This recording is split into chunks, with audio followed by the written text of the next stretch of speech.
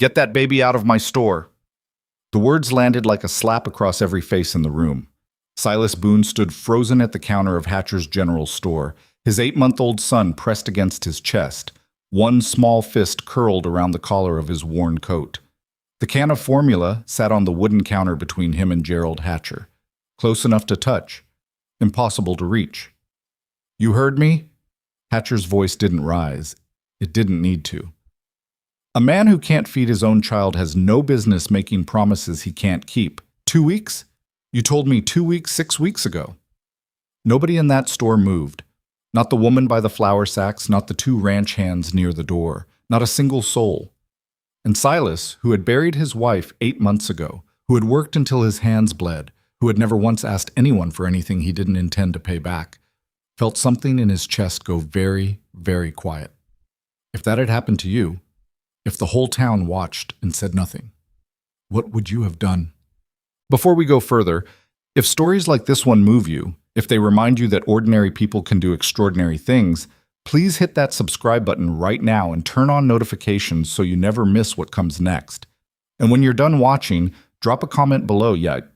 Tell me the city or country you're watching from. I want to see how far this story travels. Leave a like if you believe one act of kindness can change everything. Now let's go back to that morning in Colorado, because what happened next inside that store? Nobody in town saw it coming. The cold that settled over Calder's Creek in late October wasn't the kind you complained about. It was the kind that moved into your bones and made itself at home.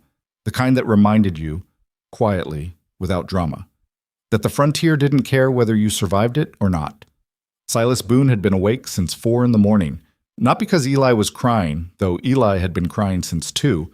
He'd been awake because he'd been counting coins on the kitchen table of the one-room cabin he rented from a man who'd already extended his grace twice, counting days since his last carpentry job, counting the half-inch of powdered formula left in the bottom of the only can he had. He knew what the number was before he finished counting. He'd known it the night before and the night before that. But a man keeps counting anyway, because stopping feels too much like giving up. Eli finally quieted around 5, worn out from hunger more than satisfied by it. Silas wrapped him in the quilt his wife Clara had sewn before she died. Yellow squares and faded blue, the stitching imperfect in the way that only hands made it, and held him until the boy's breathing went soft and even. He sat like that for a long time in the dark, listening to the wind push against the walls of the cabin, feeling the weight of his son against his chest, and trying not to think about what would happen if the formula ran out before he found work. He thought about it anyway. By 7 o'clock, he had Eli bundled against the cold, a wool blanket tucked twice around him, and he was walking the half-mile into town with his last 43 cents in his jacket pocket and a plan that he already knew was thin as paper. He'd ask Hatcher for 2 more weeks. He'd been in the man's debt for $6 and change, formula, a small tin of tobacco he'd bought in a moment of weakness back in August, and regretted immediately, a box of matches, 2 cans of peaches. It wasn't a shameful debt by any measurement he'd ever been taught, but Gerald Hatcher wasn't a man who measured by the same scale as everyone else. Hatcher measured by what a man owed him and how quickly fear kept the debt moving. Silas knew this. He knew it the way you know a loose step on a staircase. He'd stepped around it plenty of times. But this morning, he didn't have the luxury of going around anything. The bell above the door of Hatcher's General Store announced him the way it announced everyone, without ceremony, without warning. The store was already busy for 7 a.m. 2 ranch hands from the Duffy spread stood near the wall of tools. A woman Silas recognized from the church he no longer attended. Mrs. Kessler, he thought, wide-boned and sharp-eyed, was comparing bolts of fabric near the window. A boy of maybe 12 sat on the floor near the potbelly stove, oiling a saddle with careful concentration. Gerald Hatcher stood behind his counter the way he always stood, like the counter was the edge of a kingdom and he was its only law. He was a big man, not tall but wide, with a red face that deepened in color according to his mood. Right now it was the color of old brick, which wasn't good, but it wasn't the worst it got. He saw Silas come in. He saw Eli. His expression didn't change. "Boone," he said. "Morning, Gerald." Silas kept his voice even. He crossed the floor to the counter, shifted Eli to his left arm, and rested his free hand on the wooden surface. I need to talk to you about the account. I imagine you do. Something about the way Hatcher said it, the flatness of it, the lack of surprise, told Silas that this conversation had already been decided. Not by him. He pressed forward anyway. I've got work lined up with the Morrison family out on Route 6, fence repair, maybe some barn work if the weather holds. Should have something in hand by the end of next week, 2 weeks outside. Should, Hatcher said. Will, Silas said. Hatcher looked at him for a moment. Then he looked at Eli. The baby was awake now, blinking at the warm light of the store, one hand reaching toward nothing in particular the way babies do when the world is still mostly shapes and brightness. He was a handsome boy. Clara's nose, Clara's calm eyes. Silas had always been grateful for that. Here's what I know, Hatcher said, and his voice carried just enough to reach every corner of the room without him raising it. That was something Silas had noticed before. Hatcher never raised his voice when he wanted an audience. He'd learned that quiet traveled further. I know that 6 weeks ago you told me 2 weeks. I know that 8 months ago, before your wife passed, God rest her, you were a man who paid his accounts on time. And I know that right now you're standing in my store with a baby on your arm and 43 cents in your pocket. Silas felt the cold move through him. Because I can see the shape of what's left in that jacket, Boone, and it ain't $6. The woman near the fabric had gone still. One of the ranch hands was looking at the floor. The boy with the saddle had stopped moving. 2 weeks, Silas said. The words came out steadier than he expected. That's all I'm asking. What you're asking, Hatcher said, and now the red in his face deepened, is for me to keep carrying a man who's shown me he can't carry himself. And I gotta tell you, that child on your arm is the part that concerns me most. The room was very quiet. What does that mean? Silas said. It means a man who can't keep his accounts, can't keep a roof that's paid for, can't put food in his own. Hatcher paused, seemed to recalibrate, and when he continued his voice was almost kind, which was worse. The county has people, Boone. People who handle situations like this. Families that can give that boy what he needs, what you clearly can't. Don't! The word came out of Silas before he could measure it. It wasn't loud. It wasn't a threat. It was just the sound a man makes when something inside him draws a line in the dirt. Don't finish that sentence. Hatcher finished it anyway. I'm just saying it might be time to consider whether you're in a position to be raising that child alone. That's all I'm saying. Everything in Silas went very still.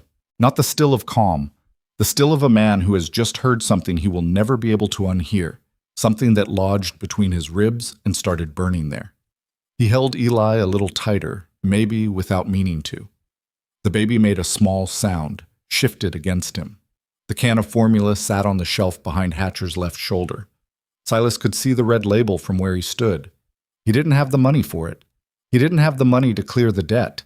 And the man standing across from him had just suggested, in front of every person in that store, in a voice that carried all the way to the back wall, that Silas was unfit, that his son deserved better, that poverty and grief and a bad stretch of months were somehow a verdict on what kind of father he was.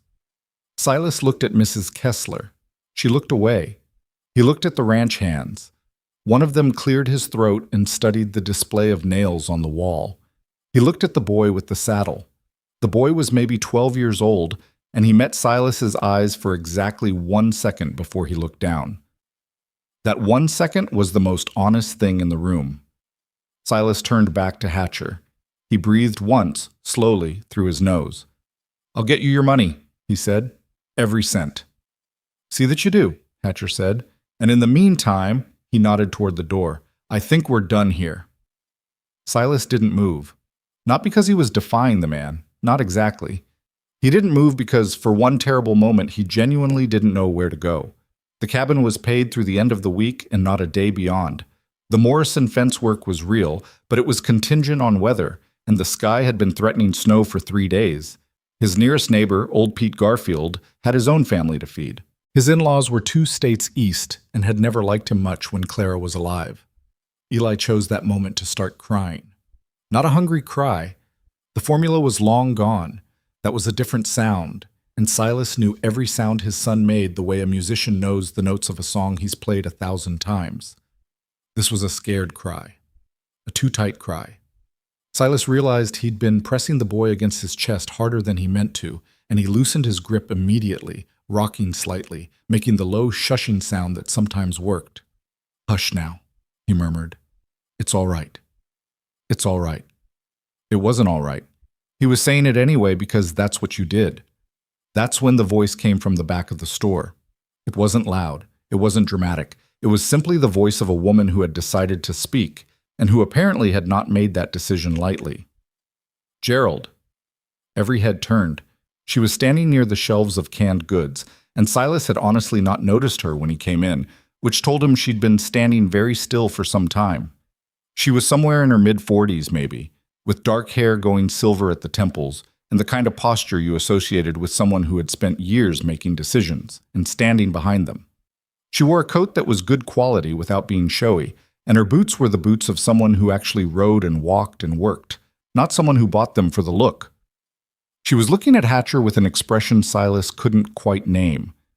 It wasn't anger exactly.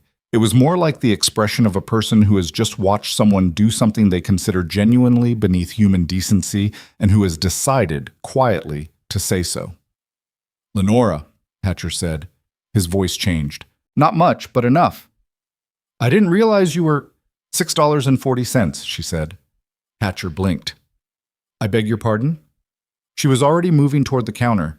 She reached into her coat and produced a small leather purse, and from it she counted out bills and coins with the deliberate, unhurried movements of someone who does not need to hurry because the decision was already made before the money came out.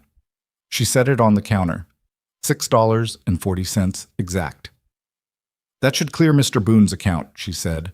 The silence in the store had taken on a different texture. Silas stared at the money, then he looked at the woman. Then he looked at the money again. "Ma'am," he started, "and I'll take 2 cans of the formula." She said it to Hatcher, not to Silas. "The larger size." Hatcher looked at the money. He looked at Lenora Blackridge, and something in the way his jaw shifted suggested he'd just remembered who she was and exactly how much of the territory's economic activity flowed through her name. And he took the money without another word. He turned and retrieved the formula. He set both cans on the counter. "Now," the woman said, and she turned to Silas for the first time since she'd spoken. "Would you like those cans, Mr. Boone, or would you prefer I take them back?" Silas looked at her. He was 31 years old.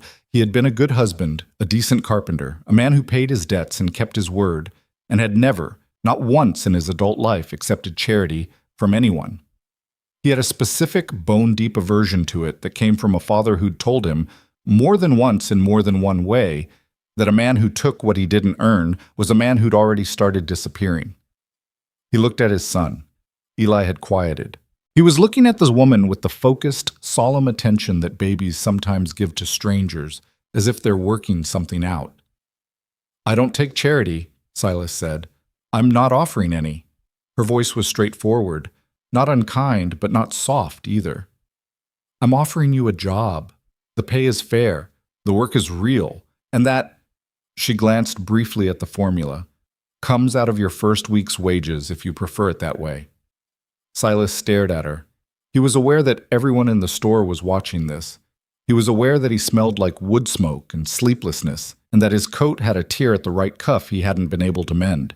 He was aware of all the ways a man can be made small in a room full of people, and he was aware that what this woman had just done was the opposite of that, though he couldn't quite explain why yet. "What kind of job?" he said. "Carpentry," she said. "I have a cottage on my property that needs restoring. Fencing, some barn work, maybe more after that depending on how the winter goes. I'll need someone reliable." She looked at him directly, not through him, not past him, not down at him, at him. "I was told you were the best carpenter in the county before things got difficult for you. I don't know if that's still true, but I'm willing to find out." Silas looked at her for a long moment. Then he looked at Hatcher, who was studying something on the shelf behind him with great apparent interest. Then he looked at Eli, who had reached out one small hand and was touching the lapel of Silas's coat with 2 fingers, the way he did when he was content. "Wages up front?" Silas said. "First week on signing the contract," she said, "which I keep a copy of and file with the county land office. Everything in writing. No surprises. She said it like she'd learned the hard way that verbal agreements in this territory weren't worth the air they were made from. Silas understood that lesson. He picked up one of the formula cans from the counter. It was heavier than he expected. Or maybe he was just tired. "Where's the property?" he said. 3 miles north of town. Blackridge Ranch. He knew it by name. Everyone in the county knew Blackridge Ranch. He had not known who owned it, which he now recognized as a significant gap in his understanding of the local landscape. "I'll want to see the cottage before I commit to a timeline," he said. "That's reasonable," she said. "And I'll need to make arrangements for my son during working hours. My caretaker, Agnes, is good with children, but that's your decision to make." She said it without implication, without pressure, like it was simply a fact she was putting on the table for him to use or not use as he saw fit. Silas stood there for another 3 seconds that felt like 30. He thought about the cabin, the coins, the Morrison job that might or might not come through before the snow did. He thought about Eli's cry in the pre-dawn dark, the one that said he was hungry, the one that Silas had learned to dread more than almost anything else in his life. He thought about what Hatcher had said. "All right," he said. The words came out rougher than he intended. "I'll take a look at the cottage." Lenora Blackridge picked up her gloves from the counter where she'd set them and began pulling them on with the unhurried movements of someone whose schedule was her own to keep. "Good," she said. "I'll meet you outside in 10 minutes. I have 2 more things to pick up." She turned away from him and went back to her shopping like the conversation was simply concluded, like she hadn't just upended the trajectory of his morning, like this was simply one of several errands she was running and not a thing of any particular weight. Silas stood at the counter holding his son and a can of formula he technically couldn't afford until Friday. He looked at Hatcher one more time. The merchant was watching him with an expression that mixed irritation and something more complicated, resentment, maybe, or the specific frustration of a man who has made his move and found himself outplayed. "Good day, Gerald," Silas said. He walked out of the store. The cold hit him in the face, and he pulled Eli closer and stood on the wooden sidewalk looking out at the gray October sky. He had no idea who Lenora Blackridge was beyond a name and a pair of steady eyes. He had no idea if the job was real, if the wage was fair, if any of it would work out the way it sounded in that warm store with everyone watching. What he knew was that his son was warm against his chest. What he knew was that somewhere inside his coat pocket there were 2 cans of formula, and Eli would not go to sleep crying tonight. What he knew, though he couldn't have explained it fully yet, was that something had just shifted, the way a door shifts when someone on the other side puts their weight against it, not forcing, just steady, and you feel it move and realize you hadn't expected it to open. He stood in the cold and waited. Somewhere inside the store, he could hear Lenora Blackridge asking Agnes Holloway. He'd learned later that Agnes was with her, had been with her all morning, whether she'd remembered to pick up the lamp oil. He stood there listening to the ordinary sounds of an ordinary errand and felt the strange and unsteady beginning of something he didn't have a name for yet. 3 miles north, a cottage, a contract filed with the county. He could hear Eli breathing, soft and regular, just below his chin. He waited. The wagon ride to Blackridge Ranch took 23 minutes by Silas's internal count, and he spent most of it watching the back of Lenora Blackridge's shoulders and trying to figure out what kind of person she was. Not in the suspicious way he might have a week ago. More in the way you study a tool you've been handed, trying to understand the weight of it, the balance, whether it's going to hold or give way under pressure. She drove her own wagon. That was the first thing. Agnes Holloway sat beside her on the bench, a woman somewhere north of 60 with a wide, honest face and the kind of hands that had done real work for decades. And the 2 of them talked quietly about things Silas couldn't quite hear over the creak of the wheels and the wind coming down from the mountains. Silas sat in the wagon bed behind them with Eli on his lap, the boy bundled against the cold, looking around at the passing land with the grave interest of someone encountering the world for the first time. Which, Silas supposed, he was. The property announced itself before the gate did. The fencing started a quarter mile out, or what was left of it. 3 rails where there should have been 5. Posts leaning at angles that suggested they'd been left to negotiate with the ground on their own terms for the better part of 2 years. A stand of cottonwoods along the north edge that needed serious attention. He was already calculating without meaning to. It was the thing he had always done. Walked into a space and started seeing what it needed the way other people saw what was already there. Lenora pulled the wagon through the gate and up the long drive toward the main house, and Silas got his first full look at Black Ridge Ranch. The house itself was solid. 2 stories, good bones, a porch that wrapped around 3 sides. Someone had built it with the intention of it lasting, and it had. But a place that size needed constant attention, and it was visible. In the peeling paint along the upper windows and the gutter pulling away from the east corner, that attention had been short-supplied for a while. Not neglect, more like a person doing their best alone and running out of hours in the day. The cottage was behind the main house and to the left, maybe 80 yards through a dead kitchen garden. He saw it as she stopped the wagon. Calling it a cottage was generous. It had walls and a roof, technically. The roof had a hole roughly the size of a wash basin near the east peak, and 2 of the window frames had lost their glass to something. Weather, probably, maybe more than weather. The door hung at a slight angle that told him the frame had shifted. The porch, there was a small porch 4 steps up, had 1 step missing entirely, and another that would take a man's weight straight through to the ground if he wasn't careful. "I know what it looks like," Lenora said. She'd come around the side of the wagon and was standing a few feet away, watching him look at it. She wasn't apologizing for it. She was just acknowledging the reality, the way practical people do. "It's not unsalvageable," Silas said. Because it wasn't. The framing looked sound from where he stood. The foundation stones were good. A bad roof and broken windows and a rotten porch step weren't a death sentence for a building. They were just work. "That's more or less what I thought," she said. "I'd like it livable by spring, not just standing, livable. A place someone could actually—" She paused. "A place that functions." He glanced at her. She was looking at the cottage with an expression he couldn't entirely read. Something specific behind it. Some history with the building that she wasn't sharing and that he didn't have the standing to ask about yet. "I can do that," he said, "assuming the framing is what it looks like from here." "Let's go look," she said. They went to look. Agnes had taken Eli from him without ceremony, just held out her arms with the matter-of-fact confidence of a woman who had held 100 babies and knew exactly what to do with one. And the boy had gone without protest, which told Silas more about Agnes Holloway than an introduction would have. The framing was better than it looked from outside. The foundation was solid. The interior had been someone's home once, and the bones of that were still there. A fireplace that needed cleaning and a new damper, a partition wall between the main room and what had been a sleeping area, built-in shelving along the north wall that was warped but repairable. Someone had lived here carefully and left suddenly, which was a story he didn't ask about. He walked every room. He tested floorboards. He pushed on walls.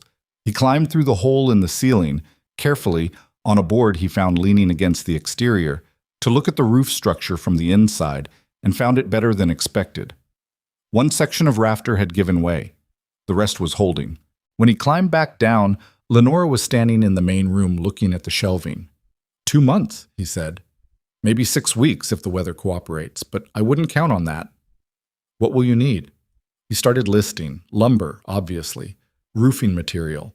Glass for the windows. Hardware. Paint, eventually, though that could wait. She listened without interrupting, and when he finished, she nodded once. I'll arrange for the lumber order this week, she said. There's a shed behind the main barn where you can store materials. She paused. I should tell you something about the arrangement before you decide whether to take it. He waited. This isn't a quiet situation, she said. I don't mean the work. I mean the property. There's a man named Harrow, Gideon Harrow, who has been making offers on this land for 2 years. I've refused every one of them. He hasn't taken that well. She said it evenly, the way you describe weather. I want you to know that before you sign anything, because working here puts you in the middle of something you didn't start. Silas looked at her. What kind of man is Harrow? The kind who considers patience a strategy rather than a virtue, she said. He's been pressuring my suppliers, filing boundary disputes he knows are false, and he had a conversation with my bank 3 months ago that resulted in a sudden reevaluation of my lines of credit. She said all of this without visible heat. He wants this land. He's willing to be creative about how he gets it. And you're telling me this now because you should know. She looked at him directly. I don't bring people into something without telling them what it is. Silas was quiet for a moment. He thought about Hatcher's store. He thought about the 43 cents and the look on Mrs. Kessler's face when she turned away. He thought about a lot of things in a short amount of time. What are the wages? He said. She told him. The number was fair, more than fair. It was generous without being the kind of generous that came with invisible strings attached. She saw him calculating and said, "That's the rate. It doesn't change if the work gets harder." "I want it in writing," he said. "It'll be in writing before you start your first day," she said. "I'll have my lawyer draw it up and we'll both sign in front of the county clerk, filed the same afternoon." He took one more look around the cottage. He looked at the fireplace, which someone had built with river stone, carefully chosen and laid, the kind of work that took time and care. He looked at the windows, which even broken and empty still had good deep sills, built for putting things on. He looked at the ceiling, where light came through the hole and made a bright irregular shape on the floor. "All right," he said. "I'll take it." Lenora extended her hand. He shook it. Her grip was firm and brief, and she let go first. That was the beginning of it. The real beginning, not the moment in the store. That was the accident, the circumstance. This was the choice. And it felt different, standing in that cold, broken-windowed cottage, than almost any choice he'd made since Clara died. He didn't know if different meant better. He was 31 years old and tired in ways that sleep didn't fix. He'd been careful for so long that he'd forgotten what it felt like to take a chance. He was about to remember. The first week was hard in a specific, clarifying way. Not hard because of Lenora or the work or the property. Hard because of the body of it. The physical reality of picking up tools and doing heavy work again after months of odd jobs and shortened days and nights that ground him down. His hands found the rhythms before his muscles did. There were mornings he woke in the small room he'd been given in the back of the main house, a real room, 4 walls, a proper door, the first privacy he'd had in months, and lay still for a full minute before he could make himself move. But he moved, every morning, before light. Agnes fed Eli breakfast with a dedication that bordered on professional. She had raised 4 children, buried one, and had opinions about infant feeding schedules that she shared without asking whether Silas wanted them, and which turned out to be consistently correct. She was not a warm woman in the easy surface way. She didn't coo over the baby or make the sounds people expected. But she watched him with a steady attention that missed nothing, and Eli, who had been wary of strangers since Clara died, accepted her within 3 days with the complete trust of someone who recognizes competence. Silas watched this happen and felt something complicated. Gratitude, yes, but under the gratitude, something older and more tired. He had spent 8 months being Eli's only person, and the relief of that being shared, be it even partially, even temporarily, sat in him like something he hadn't expected to feel. He didn't talk about it. He went to work. The roof came first because it had to. He worked with a focused, methodical energy that he recognized from the best years of his carpentry. The years before the baby, before the grief, before the financial unraveling that followed Clara's illness and death in ways he was still sorting out. There was a particular state of mind that came from hard physical work with a clear purpose, where the noise inside your head went quiet because there was simply no room for it, and he lived in that state for most of those first weeks. Lenora didn't hover. That was the thing he noticed first about how she ran her property. She wasn't absent. She was there. She was aware of everything happening on the land. She appeared at intervals that weren't random, but weren't intrusive either. She'd come by the cottage mid-morning on the second day, stand in the yard looking up at him on the roof, and ask 2 or 3 specific questions about materials or timeline. Then she'd leave. She didn't stay to watch him work. She didn't offer opinions on how he was doing it. On the 4th day, she brought him coffee, actual coffee, not the thin brown water that passed for it in the places he'd been eating for the past year, and set it on a sawhorse without comment, and left before he climbed down to get it. He drank it standing in the doorframe of the cottage, looking at the mountains, and thought that he genuinely could not tell yet what kind of person she was. Which was interesting because he thought he was pretty good at reading people. That Friday she paid him exactly what she'd said she would, in cash, counted out in front of him and handed over without theater. "Any problems with the materials order?" she asked. "No," he said. "The lumber's good.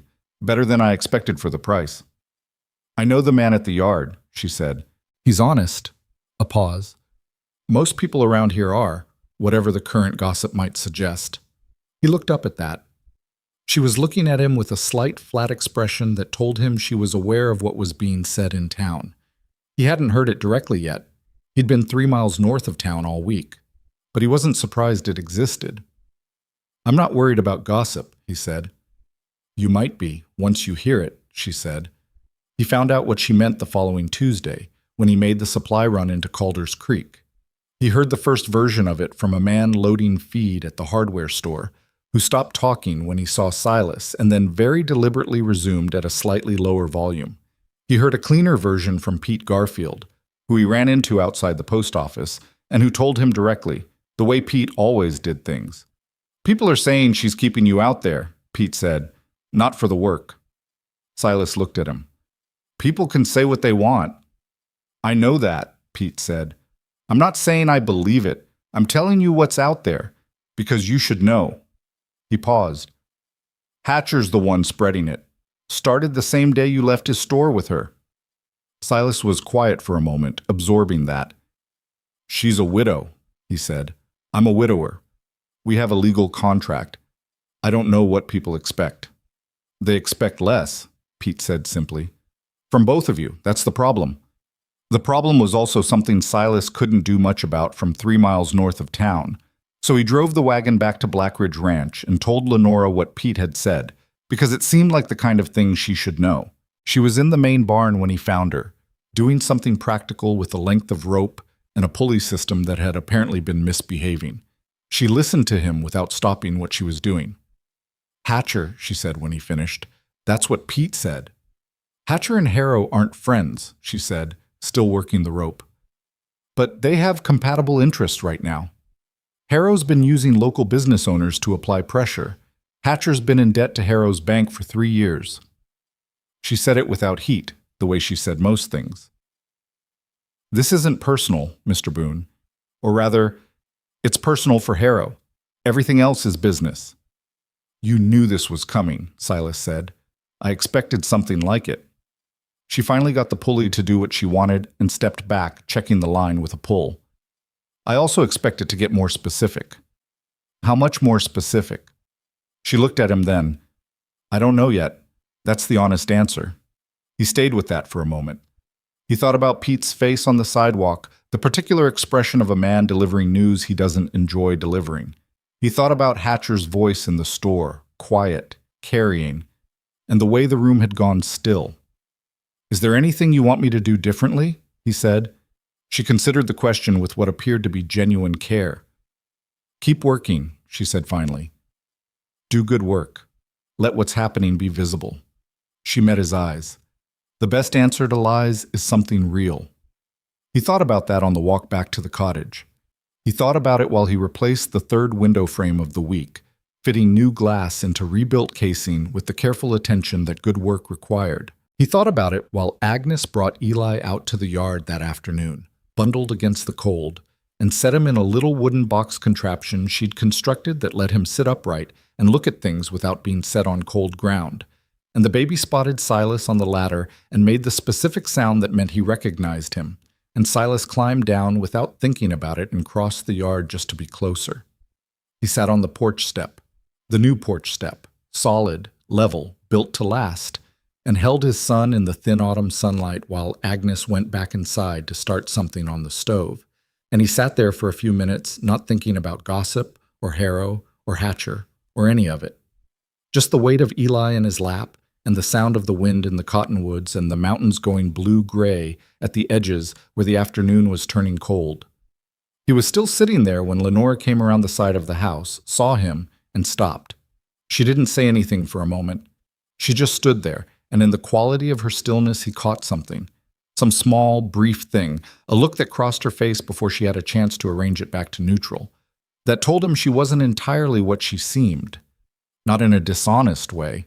in the way that people who've learned to lead with competence sometimes forget that competence isn't the whole of them. Agnes says dinner is in 20 minutes, she said. I'll be in, he said. She nodded and turned and went back around the house.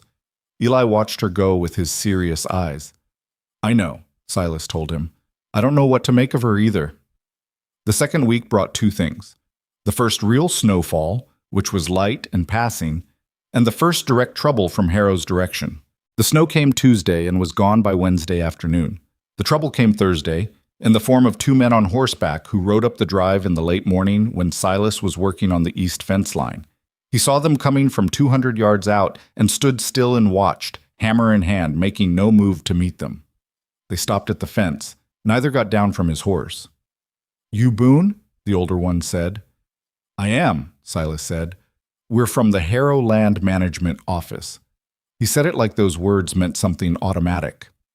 We're doing a survey of the boundary between this property and the Harrow holdings to the north. You'll want to move clear of this line while we work. This fence, Silas said, is on Black Ridge property, has been for 20 years. That's a matter under review, the man said. Under review by who? The county surveyor's office. The county surveyor's office, Silas said, is down in Garvey, which is 40 miles south. You want to tell me what their office sent two men on horseback to stake claim on a Tuesday morning? The man looked at him. His partner, younger, maybe 25, looked at his horse's mane. We're just doing our job, the older one said. Then you can do it somewhere else, Silas said. This is private property, and you weren't invited. There was a pause. The older man looked at Silas's hammer. He looked at the fence line. He looked back at Silas. You're going to want to be careful, he said. Not a threat exactly. The kind of statement that leaves the threat implied, which Silas had always found more honest in its dishonesty than an outright one. I'll keep that in mind, Silas said. They rode away. He watched them go until they disappeared past the cottonwoods. Then he drove the next nail in the fence and the one after that. And at lunch he told Lenora what had happened. She was quiet for a moment. Then she said, The North Boundary Survey was completed and filed in 1887. I have the paperwork. Our lawyer has a copy. They know that, Silas said. Yes, she said. They know that. She got up from the table and went to the window and looked north toward the cottonwoods. There was something in how she held herself in that moment. Not tense, exactly, but held. The way you hold yourself when you're working hard not to let something show. This has been going on for 2 years, Silas said. It wasn't a question. Yes. How long before it stops being survey disputes and fence line arguments? She turned from the window. The look on her face was the most unguarded thing he'd seen from her so far, and it only lasted a second before she pulled it back. But it was there. Tiredness. Real, deep tiredness of the specific kind that comes not from work, but from fighting the same fight in the same direction for a very long time. I don't know, she said. That's the other honest answer.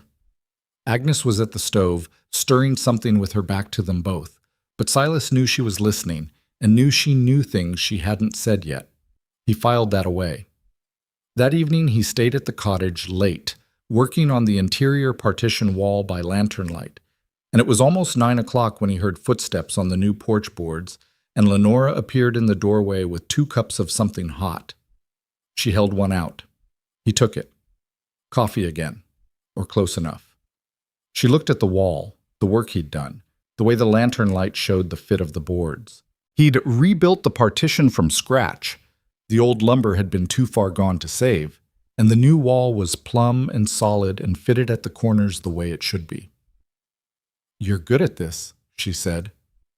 I know, he said, and then immediately worried that sounded wrong, but she smiled, just slightly, just briefly. And he understood that she'd meant it as simple recognition, and he'd received it the same way, and that was fine. Can I ask you something? She said. You can ask. Why did you refuse at first, in the store? She wasn't being critical. She was genuinely asking. You had nothing, and you nearly walked out anyway. He thought about how to answer that. He looked at the cup in his hands, the steam rising off it. My father had a saying, he said. He said charity was a loan with no terms, which means you can never pay it back, which means you owe it forever. Lenora was quiet. He wasn't wrong, necessarily, Silas said, but he wasn't. He stopped, started again. I've been working most of my life not to need anyone.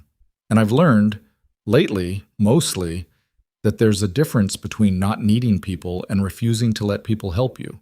I hadn't figured out where the line was until I was standing in that store with Eli crying. She didn't say anything for a moment. Then, I didn't pay Hatcher's bill as charity. I know that now, he said. I paid it because he was making a spectacle of a man who didn't deserve it, and because I needed a carpenter, and because... She paused, set her cup down on the windowsill. Because I've watched that store for 2 years, and I know exactly who Gerald Hatcher is, and exactly how far he'll push someone who can't push back. And I had the means to stop it, so I did. Why didn't you say all that in the store? Silas asked. Because there were 12 people listening, she said, and none of it was their business. He looked at her. She was standing in the doorframe of the cottage he was rebuilding, with a cup of coffee going cold in her hand, and he still couldn't entirely read her. But he was starting to understand the shape of her, the parts that showed and the parts that didn't, and the reason for the difference. The fencing on the north line should be done by end of next week, he said. Good, she said. And I want to look at the orchard, he said. The trees on the east side haven't been pruned in at least 2 seasons. It's not my work exactly, but I know enough to start. She looked at him. Something shifted in her expression, brief and specific, and he thought she might say something about it, about the orchard, about what it meant to her, about whatever history the trees had. But instead she just said, I'll show you which ones to start with.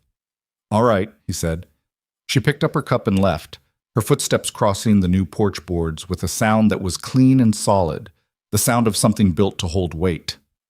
He turned back to the wall. The lantern flickered once in a draft from the missing second window, which he'd get to tomorrow. He set his cup down, picked up his tools, and kept working. Outside, the temperature was dropping. The mountains were invisible now in the dark, but he knew they were there, knew the snow was coming, real snow this time, the kind that committed. He worked until the lantern ran low. When he finally set down his tools and stretched the stiffness out of his back and stepped onto the porch, the cold was serious and the sky was clear and full of stars, the way it gets out there when there's no moon and the air is dry as paper. He stood there for a minute, just stood, feeling his own tiredness, the specific ache of his shoulders, the satisfaction underneath it that was the closest thing he'd felt to peace in a long time. He went in to check on Eli. The boy was asleep in the small room Agnes had set up for him, in the crib that had materialized on day 2 from somewhere in the main house, a real crib with good side rails, and Eli was flat on his back the way he slept, arms spread wide, taking up the whole available space the way babies do when they feel safe enough to sprawl. Silas stood in the doorway looking at his son for a minute, just looking. Then he went to his own room and lay down on the narrow bed with his boots still on, and his hands folded on his chest, and he was asleep inside of a minute, dreamless and heavy, the way men sleep when the work was real and the day was honest, and tomorrow there's more of both. Down the hall, Agnes heard his door close and blew out the lamp on the table and said nothing to nobody, which was how she said most of the things that mattered. Out in the north field, 3 miles from the nearest light, the wind pushed through the cottonwoods and moved on. The land was quiet. Not peaceful exactly, but quiet. The way things get quiet in the moment between what's already happened and what's about to. The bribe came on a Thursday morning in the 3rd week of November, delivered by a man Silas had never seen before and hoped not to see again. He was pulling warped boards off the cottage's east interior wall when he heard the horse outside. Not the sound of someone arriving with purpose, more the sound of someone who had been sitting out there for a minute, deciding something. Silas set down his pry bar and went to the window and looked out. The man was maybe 50, well-dressed for the frontier in a way that announced itself, with a coat that cost more than Silas made in a month and a horse that cost more than the coat. He had the particular stillness of someone accustomed to waiting on other people's decisions, which meant he worked for someone who paid him enough to make patience feel like dignity. Silas went to the door. "Mr. Boone," the man said, still on his horse. He hadn't bothered to dismount, which was its own message. "That's right," Silas said. My name is Croft. I represent certain interests in the territory. He reached inside his coat and produced an envelope, thick, sealed. I've been asked to deliver this to you personally. Silas looked at the envelope. He didn't move toward it. What is it? He said. An offer, Croft said. A generous one, I'm told to say. Enough to relocate yourself and your son somewhere with better prospects. Somewhere with a fresh start. He said it smoothly, like he'd said it before, like this particular speech had been refined through repetition. The envelope sat in his extended hand between them. Silas looked at it for a long moment. He thought about how much money was probably in it. He thought about what a fresh start sounded like, theoretically, in the abstract, somewhere else. No Harrow, no Hatcher, no gossip, no half-frozen fence lines to repair in failing light. He thought about Eli. He thought about 43 cents on a kitchen table and Clara's yellow quilt and the sound of his son crying before dawn. He thought about all of it in about 4 seconds. Tell whoever sent you, he said, that they need to send someone else next time, because I won't open the door for you again. Croft's expression didn't change. That was interesting. He wasn't surprised. He put the envelope back in his coat with the unhurried movements of a man completing a transaction that had already been anticipated to go this way. Mr. Boone, he said, almost gently, people who stay in fights they can't win don't usually get offered a way out twice.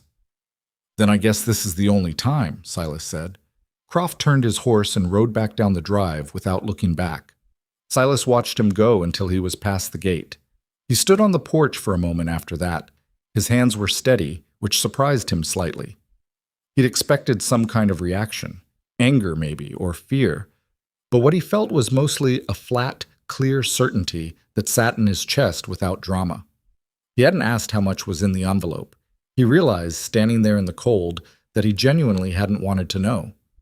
Because knowing would have made it harder, and he hadn't wanted harder. He'd wanted it simple, and refusing without knowing the number was the simplest thing he'd done in weeks. He went back inside and picked up his pry bar. He told Lenora at lunch. He'd learned by now that she preferred to hear things directly and without cushioning, that softening a report made her trust it less, not more. She listened without expression. When he finished, she set her fork down. He didn't give you a number, she said. No. Did you ask? No, Silas said. She looked at him. Something moved through her expression, brief and specific. Not quite surprise, but adjacent to it, a recalibration of something she'd been calculating. Most men would have asked, she said. Not critically, just as a fact. Most men aren't me, he said. Agnes, who had been cutting bread at the counter with her back to them, made a sound that was not quite a laugh, but was in the same family. Lenora picked her fork back up. I'll call the lawyer this afternoon. If Harrow is escalating to direct contact with my employees, it changes what we can document. He didn't threaten, Silas said. Not exactly. He said people who stay in fights they can't win don't get offered a way out twice. That's a threat, Agnes said without turning around. That's a threat, Lenore confirmed. The lawyer's name was Bernard Calloway, and he arrived the following morning from Garvey in a wagon that had seen better decades, and a coat that fit him the way coats fit men who buy them for function and forget to replace them. He was somewhere in his 60s, unhurried and sharp-eyed, and he shook Silas's hand with the grip of someone who'd been doing physical work before the law work and still remembered how. He and Lenora sat at the kitchen table for 2 hours while Silas worked in the orchard. Agnes kept Eli in the main room and pretended not to be listening to what was being said in the kitchen, and since the kitchen window faced the orchard where Silas was pruning, she was also occasionally reporting what she saw to Eli, who was 9 months old and could not have cared less. When Calloway left, Lenora came out to the orchard. Silas was partway up a ladder he'd propped against a cottonwood-adjacent pear tree whose lower branches had gone wild and were taking light from the rest. He could see her coming across the dead grass from 20 yards out, and he kept working until she was close, then came down a few rungs. Well, he said, he's filing a formal complaint about the boundary survey men. It's thin, but it creates a record. She stopped at the base of the ladder, one hand on the rail. He's also writing a letter to the Garvey National Bank about Harrow's involvement with my credit line. She paused. That's also thin, but less thin. And the offer to me? We document it, but it's not actionable unless you were threatened with harm. She looked at him. Were you? Not with anything specific, Silas said. Then it's pattern evidence. She said it without frustration, though he suspected she felt some. Calloway says we build the record piece by piece, that it will matter eventually. How long is eventually? He didn't say. She let go of the ladder rail.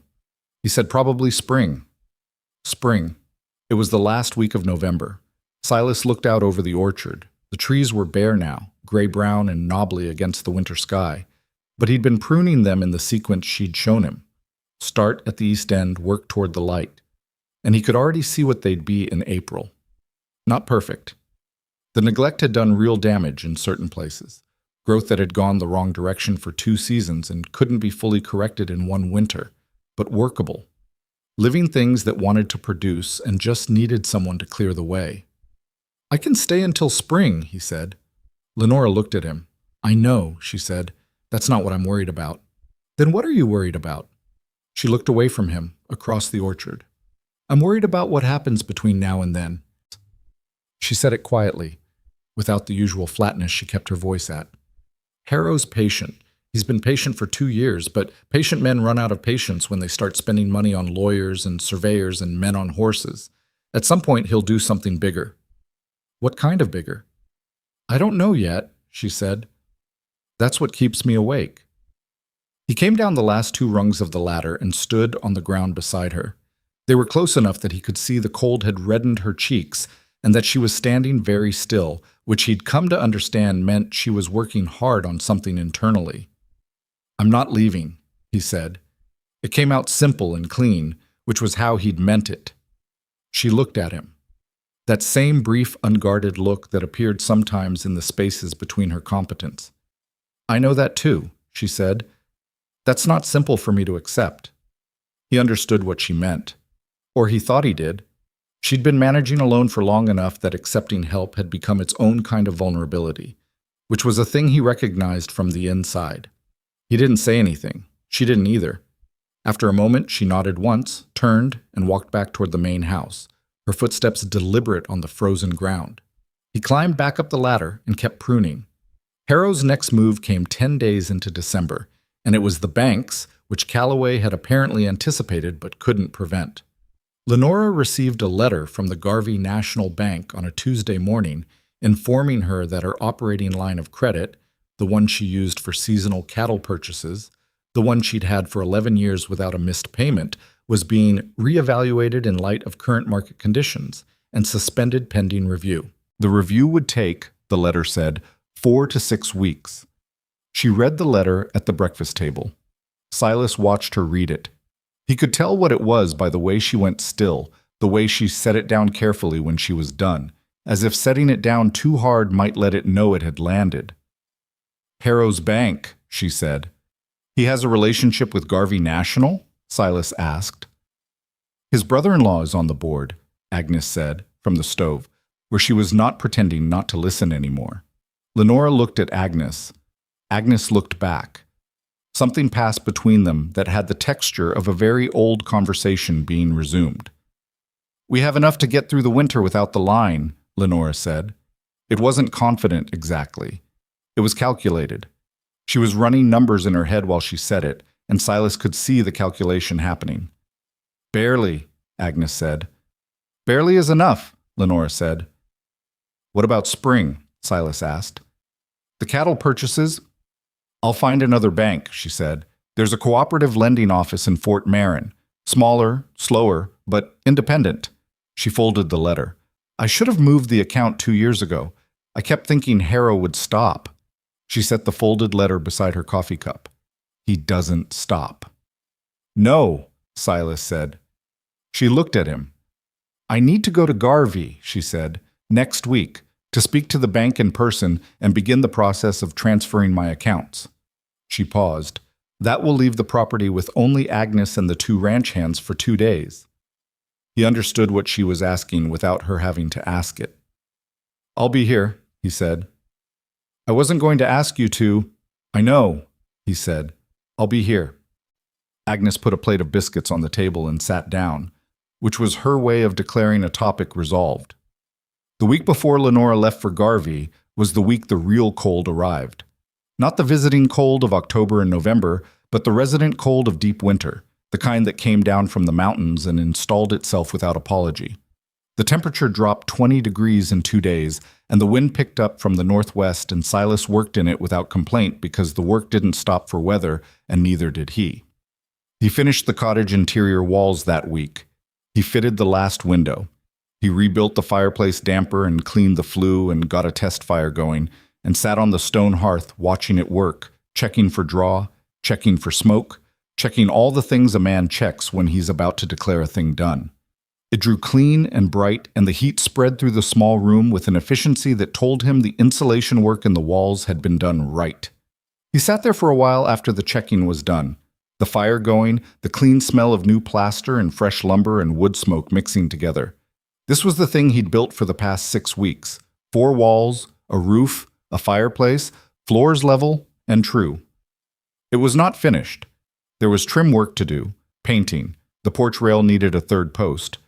But it was livable, which was what she'd asked for. He thought about what livable meant. He'd been thinking about it without meaning to for weeks. Who would live here when it was done? What their days would look like in these rooms?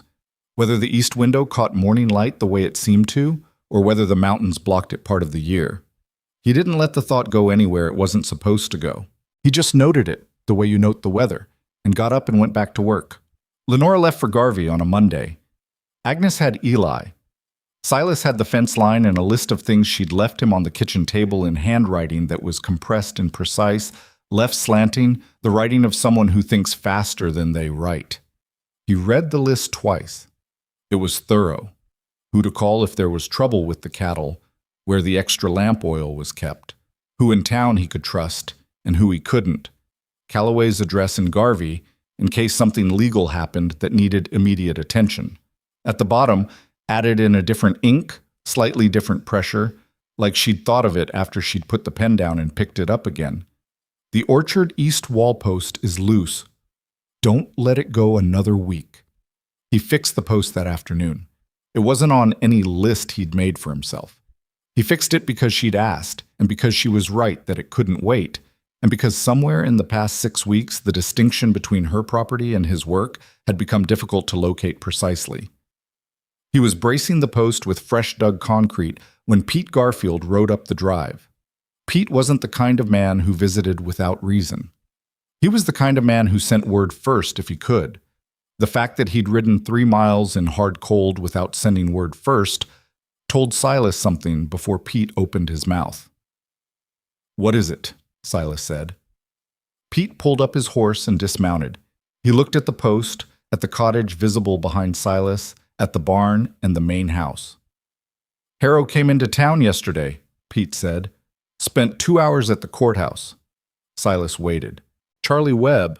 He's the deputy clerk. He talks too much. Charlie says Harrow filed a formal contest of the North Boundary Survey." Pete rubbed his jaw. "On the basis of a new survey completed November 30th. "November 30th, Silas said. That was the day after those 2 men showed up here," Pete said. Silas set down his trowel. He looked at Pete, at the sky, at nothing particular for a moment. "Lenora's in Garvey," he said. "I know. That's why I came today." Pete looked at him steadily. "The contest is filed. Calloway's name is on the notification list, so he'll know by now. But it means there'll be a hearing. And the hearing—" He paused. "Harrow's been on the County Board of Commissioners for 4 years, Silas. He knows the judge. He knows the clerk. How long before the hearing?" 60 days, Pete said. "Maybe less if he pushes." Silas looked at the post he'd been setting. The concrete was still wet. He'd need to brace it for 24 hours before it could take load. He thought about the list on the kitchen table and Calloway's address in Garvey. "I need to send a wire," he said. "There's a telegraph office in town," Pete said. "I can take it." Silas went inside, wrote the message in the direct, stripped-down language of someone who understands that telegraphs charge by the word, and handed it to Pete with enough money to cover it. Pete took it and looked at it. "She'll want to come back early."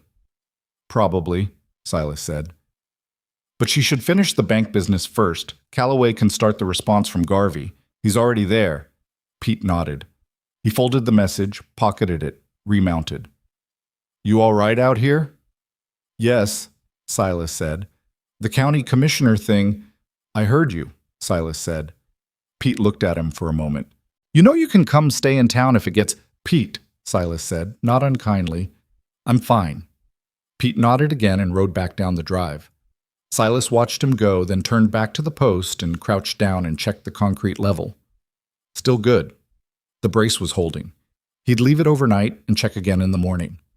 He worked through the rest of the afternoon in the particular focused quiet that comes when there's nothing to be done about a problem right now. When the information has been sent, and the only reasonable response is to continue with what's in front of you and wait. It was a discipline he'd learned from carpentry more than from anything else. A joint that's curing needs time, not attention. You can't speed it by watching it. Lenore was back Thursday. She'd gotten the wire Tuesday afternoon, spoken to Calloway that evening, completed the bank transfer and account opening at the Fort Marin Cooperative by Wednesday morning, and been on the road by noon. She came in the door at 4:30 looking like someone who had slept badly for 3 nights and wasn't going to say so. She read Calloway's letter.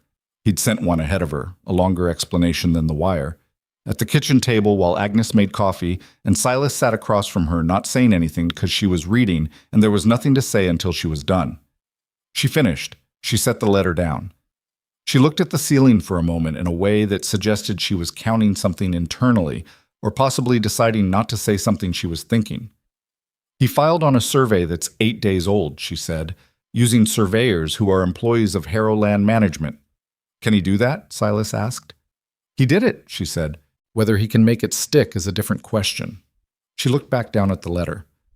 "Calloway says the original 1887 survey is solid. Witnessed, filed, legally unimpeachable. Harrow's new survey will have to show a genuine discrepancy to even be admitted at hearing." "And does it show one?" "Calloway hasn't seen it yet." She folded the letter with the same careful flatness she'd used on the bank letter. "We'll know more next week." She stood, took her coffee from Agnes, and went to the window that faced north toward the disputed fence line. The cottonwoods were dark and bare against the December sky. "He filed it while I was in Garvey," she said. Not to anyone in particular. "Yes," Silas said. "That wasn't a coincidence." "No," he said. She stood at the window for a moment. Agnes sat down at the table, which was unusual. Agnes rarely sat when there were things to do. And that small fact told Silas the moment was more serious than Lenore's voice was letting on. "The boundary is real," Lenore said, still looking north. "This land has been Black Ridge land for 23 years.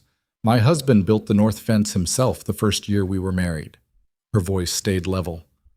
"I'm not going to lose it to fabricated surveys and a judge who golfs with Gideon Harrow." Neither Agnes nor Silas said anything. She turned from the window. "I need to go to Calloway's office tomorrow. Agnes, can you—" "Yes," Agnes said before she finished. Lenore looked at Silas. He nodded, which she seemed to read correctly as everything he meant by it. She went upstairs. He heard her footsteps cross the floor above, the creak of the chair at the writing desk in her room, the sound of papers. Agnes looked at Silas across the table. "She doesn't sleep when she worries," Agnes said, "and she worries quietly. You'll have to learn to watch for it." "I know," Silas said. Agnes raised an eyebrow slightly. She picked up her coffee. "Good," she said. The week that followed was the kind of week that doesn't move forward so much as it accumulates.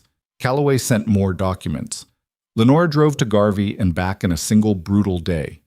Silas worked. The barn roof, the west pasture gate, the interior trim on the cottage, and kept his head down and his ears open. And 3 times that week he noticed men at the fence line who weren't from the property, who rode away when he looked at them, who weren't close enough to speak to, but close enough to be visible. It was a pressure campaign, methodical and deliberate. Harrow wanted them to feel watched. He wanted the waiting to do what the offers and the surveyors hadn't. Wear them down, make the ranch feel less like home and more like a siege. Silas understood siege. He'd been in a slower version of it for 8 months before the store. The grinding daily siege of not enough, of watching your resources diminish without a clear bottom. He knew what Harrow was counting on. He also knew, from the inside of that other siege, that what it required was not courage exactly, not the big dramatic kind. What it required was the decision, remade every morning, to keep going. That was it, just that. He made it every morning, remade it at lunch when the cold made the work ugly, remade it at dusk when the day's progress felt insufficient, remade it late at night when Eli woke crying, the teething kind, the inconsolable kind, and Silas walked the floor with him in the dark until the boy exhausted himself to sleep, and stood at the window holding his son and looking out at the dark shape of the mountains against the sky.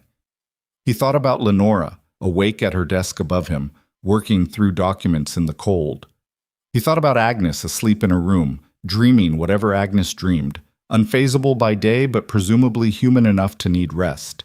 He thought about Clara, which he still did most nights, though the shape of it had changed from the raw thing it had been to something more like a fact he carried. Present, heavy in certain moments, not destroying him.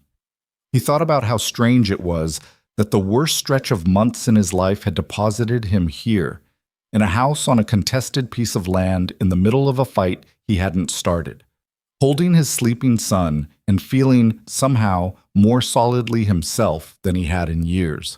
He laid Eli down, went back to his room, did not sleep for another hour. In the morning, he got up before light and went to work. He was boarding up the last gap in the west side of the barn when Lenora appeared with coffee.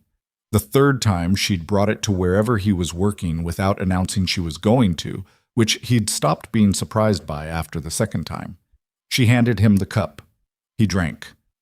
The coffee was hot, and better than he deserved this early. Calloway called in a favor, she said. He has a contact on the County Boundary Commission. Retired, but he still has standing to file an amicus statement in the survey dispute. That helps, Silas said. It changes the shape of the hearing, she said. Instead of Harrow's survey against the 1887 document, it's Harrow's survey against the 1887 document plus an independent commissioner's statement. It doesn't guarantee anything, but it means Harrow's judge can't just wave the old survey away. That's good, Silas said. It's better, she said. Not the same thing. He nodded. She stood beside him, looking at the barn wall, at the boarding work he'd done. Her breath made small clouds in the cold morning air. The cottage is ready, he said. I mean, livable. Actually livable now. She turned to look at him. He watched her process the information, watched something cross her face that wasn't quite what he expected. You went fast, she said. The work was there, he said. I just did it. She turned back to the barn wall. I'd like to walk through it this afternoon, if that's all right. It's your cottage, he said. Yes, she said. There was something in the word, something that acknowledged both the fact of ownership and the weight of everything the past 6 weeks had built around it, between them, around all of them. She took her coffee cup back and walked toward the main house. Silas watched her go. The weather changed that day. Not dramatically. The temperature had been dropping for weeks, but something shifted in the character of it, the way weather shifts when it's building toward something definite. The sky in the northwest went a specific gray that old-timers in the territory recognized, a dense, flat, unanimous gray that had nothing to do with ordinary cloud cover. Silas noticed it at noon and noticed it again at 3, and by the time afternoon was failing toward evening, he'd been watching it for a while. Agnes noticed too. He saw her looking north from the kitchen window when he came in to check on Eli at 4 o'clock. She didn't say anything. That was how Agnes registered serious things, by looking at them without comment. He went back out after supper to cover the lumber stack with the extra tarpaulin he'd stored in the barn, and he tied it down with more rope than he usually would, more knots in more places. He didn't know yet what was coming, but he'd grown up in country that took its weather personally, and the sky had a particular opinion about the next 48 hours that he thought should be respected. When he came back in, Lenora was standing on the porch. "What do you think?" she said. She was looking northwest. "I think we should make sure the cattle are in the south pasture before dark," he said. and that the small barn is latched on all four sides. She looked at the sky for another moment. I'll go tell the hands. I'll finish up in the main barn, he said. There's a section of roof on the east side I've been meaning to reinforce. I want to get that done tonight. She looked at him, then at the sky, then back at him with an expression he'd come to recognize as her version of wordless agreement. He worked in the barn until 8. The temperature dropped another 10 degrees while he worked. The wind that had been steady all day picked up to something more purposeful, and somewhere in the cottonwoods to the north, he could hear the branches moving against each other, a sound that was dry and rapid and very cold. He latched the barn and walked back to the house and stood on the porch for a moment, looking up. The stars were gone, every one of them, covered over by a cloud mass that had moved in from the northwest so completely that the sky was a single piece of dark. He'd been in blizzards before. He'd been in them in his 20s, on a construction site 2 counties east, and lost 4 days to drifts that buried the first-floor windows. He'd been in a smaller one the year before last, here in Calder's Creek, in the cabin, with Eli barely 6 weeks old. He knew what the sky above him was preparing to do. He went inside. Tomorrow, he said to Lenora, who was at the table reviewing documents by lamplight. We should be ready early. She looked up. Something in his face told her what he meant. She looked at the window, at the dark beyond the glass. All right, she said. Agnes was already in her room, which was unusual. Agnes was typically the last one to bed, but her lamp was dark under the door, and from Eli's room came the small, steady breathing of a boy asleep, which was the one sound that could make any situation feel, for a moment, manageable. Silas went to bed knowing he wouldn't sleep much. He lay there and listened to the wind build, and thought about the barn latches and the tarp on the lumber and the east fence post that was still curing and the cottage that was finally livable, and whether the roof he'd built would hold against what was coming. He thought it would. He'd built it to hold. Outside, the wind took a long breath, the way it does before it commits, and the first hard gust of what would become the worst blizzard in the territory in a decade shook the windows in their frames and swept across Blackridge Ranch like something with a purpose. None of them knew yet what it would cost them, or what it would make possible. The blizzard arrived at 3 in the morning, which was the worst possible time because there was no good time, and 3 in the morning was at least honest about it. Silas heard it come. He'd been lying half awake for hours, listening to the wind build in stages. First the sustained pressure against the north wall, then the intermittent gusts that rattled the window glass in its new frames. Then sometime after midnight, a shift in pitch that told him it had stopped building and started being. He was dressed and in the hallway before the first real gust hit the house hard enough to make the whole structure shudder. Lenora was already in the hallway. She had a lantern. She was wearing her work coat over what appeared to be a heavy wool shirt, her hair loose, and she looked not alarmed but specifically alert, the way a person looks when they've been waiting for something bad to arrive, and it finally has. The cattle, she said. I know, he said. I'm going. I'm coming with you. He didn't argue. There wasn't time to argue, and she was right. 2 people in a blizzard at 3 in the morning were the difference between getting back and not. Agnes appeared at the end of the hall in a nightgown and shawl, carrying her own candle. She looked at them. She looked at the dark beyond the nearest window, where the snow was hitting the glass horizontally in sheets that made visibility approximately 0. Eli, Lenora said. Obviously, Agnes said, and went back toward the baby's room. They went out through the back door because the front porch was already drifted at the step, which told Silas the snow had been falling harder than he thought while he lay in bed listening to the wind. The cold hit him in the face like a flat hand. Not the cold he'd been working in all month, which was serious but manageable, but a different animal entirely, aggressive and immediate, the kind that found the gap between your collar and your jaw and exploited it. He had the rope they kept by the back door for exactly this purpose, one end looped around the porch post, and he played it out ahead of him as they moved toward the barn. The lantern was nearly useless. The snow was moving so fast and dense that the light bounced back at them more than it reached forward, but it was something to hold on to, literally and otherwise. The south pasture gate was 50 yards from the back porch. In ordinary weather, a minute's walk. They made it in 5, and by the time they reached it, Silas's face was numb, and Lenora was moving with her head down, one arm up against the wind. 3 of the cattle were already pushing at the gate from the wrong side. The north side, open ground where the wind had nowhere to break. He couldn't count them in the dark and the snow. He got the gate open and Lenora moved wide to circle around and push them through, and the cattle, who had no interest in staying where they were and plenty of interest in the shelter of the south barn, moved through fast enough once the gate was open. He counted in the lantern light as they passed. 9. There should have been 11. He looked at Lenora. She was looking back at him. She'd counted 2. 2 missing, he said. The east fence line, she said. They drift east when they panic. They had about 40 feet of rope between the porch post and where they stood. Not enough. He looked at the barn, then at Lenora, then at the dark to the east that was indistinguishable from the dark in every other direction, except that the wind pushed harder from the northwest, which at least gave him a rough bearing. Stay here, he said. That's not... One of us needs to know where the anchor is, he said. It came out more direct than he intended, but she heard the logic in it and stopped arguing. 10 minutes, she said. If you're not back, I'll be back, he said. He wasn't certain of that. He went anyway. The east fence line was 130 yards from where Lenora stood, and he walked it by feel more than sight. He'd repaired every post along that line himself, and he knew the ground the way you know ground you've worked. The slight rise before the first corner post, the dip near the old water trough, the place where the earth went from hard to soft because of an underground spring that never quite froze. He walked it in the dark and the snow with one arm in front of him and his eyes half closed against the wind. He found the first cow against the southeast corner post, standing with her back to the wind, head down, not moving. He got behind her and pushed, which cows don't usually appreciate, but this one was cold enough and miserable enough that she moved when he moved her.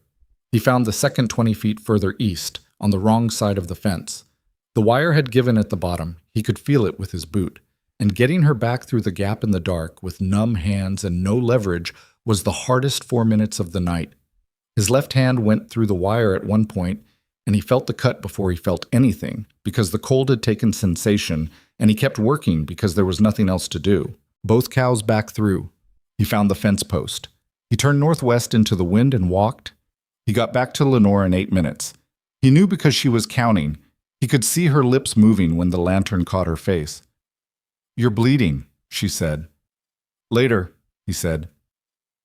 They got the gate closed and the cows into the south barn, and the barn latched and braced with the heavy timber he'd pre-positioned inside the door 2 days ago when he started watching the sky. The cattle were miserable and loud about it. He didn't blame them. The walk back to the house was worse than the walk out. The wind had shifted slightly, more directly north now, and it pushed against them the whole way.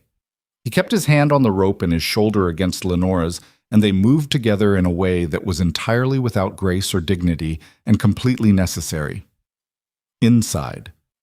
Agnes had Eli. The baby was awake somehow.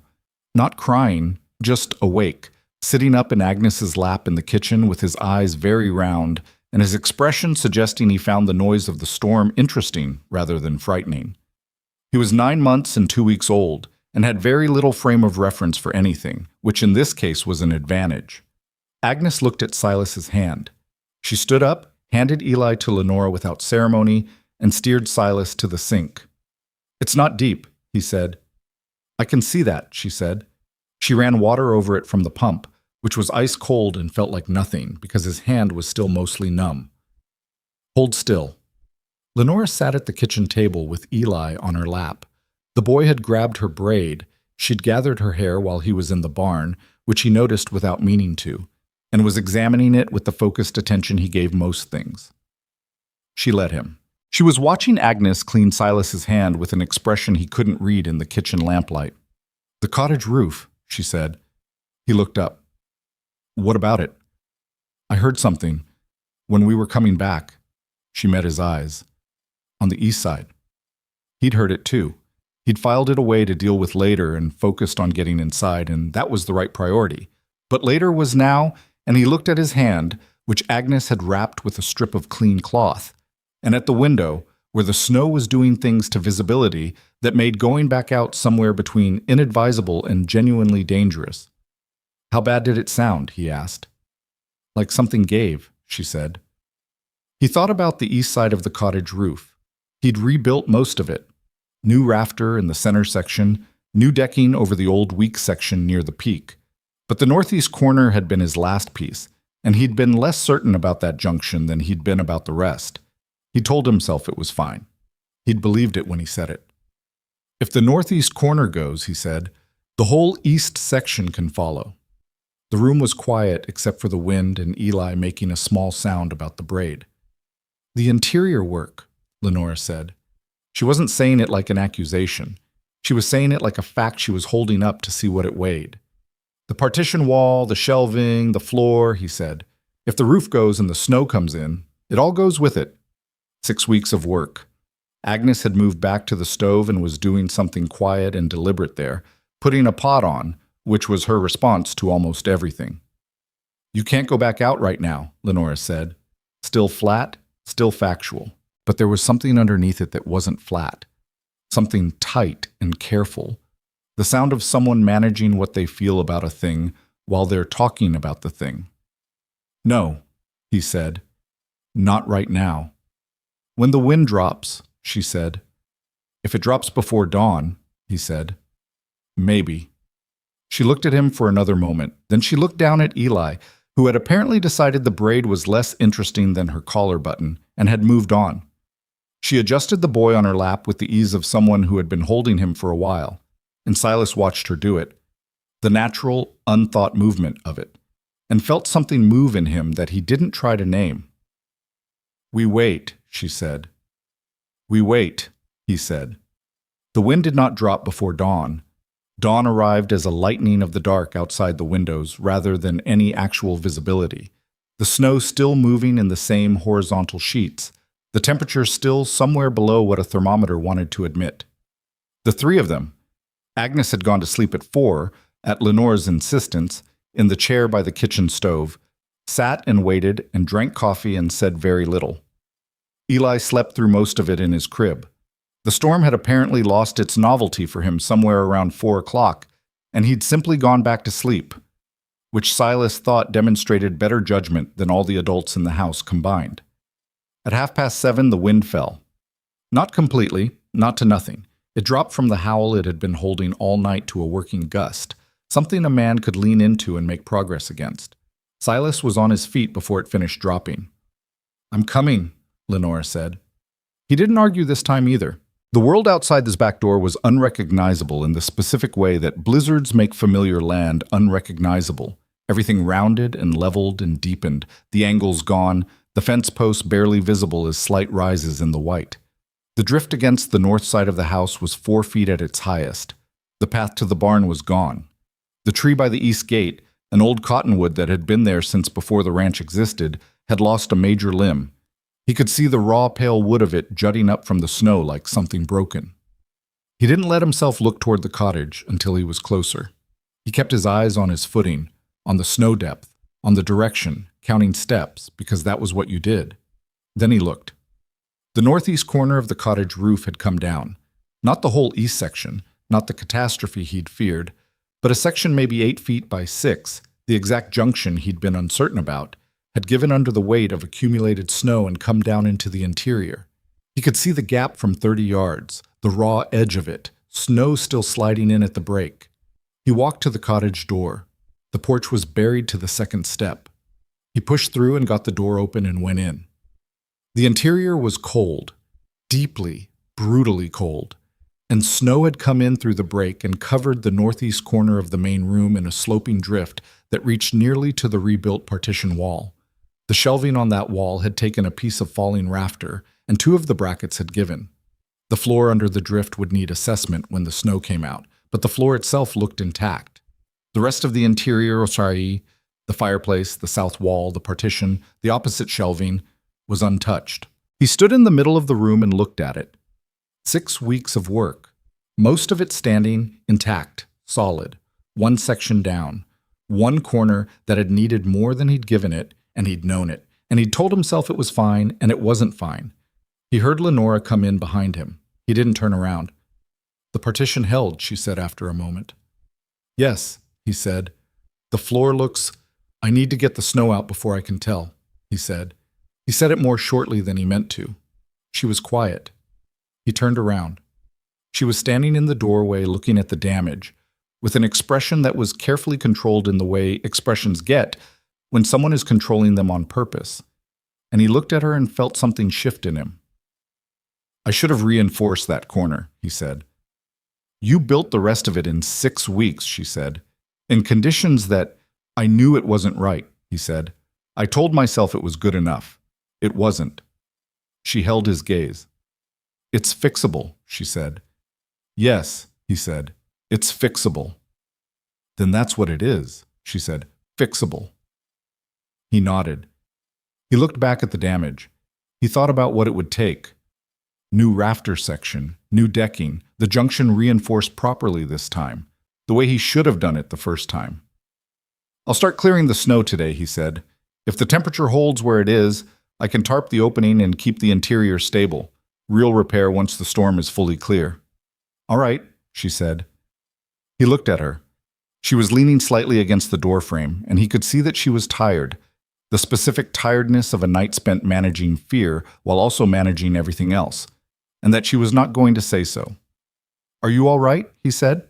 She looked at him with an expression that was almost surprised, like the question had come from an unexpected direction. "I'm fine," she said. "Lenora," he said. She was quiet for a moment, then, "It's a roof section. We'll fix it." She paused. "I keep thinking about what would have happened if you hadn't reinforced the barn yesterday." "But I did," he said. "I know." She looked down at the snow-covered floor. "I keep thinking about it anyway, that's all." He didn't say anything for a moment. The wind outside was still moving, lower now, pushing fine powder snow through the gap above them. The sound of it was almost gentle after the night they'd had. "We should get Agnes's pot," he said, "before the coffee goes cold." She looked up at him. Something in her expression shifted, unwound slightly, like something that had been held very tight, allowing itself one degree of release. "Agnes will have already reheated it," she said. "Probably twice," he said.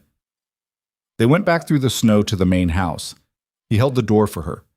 She went through without comment, which was its own kind of acknowledgement.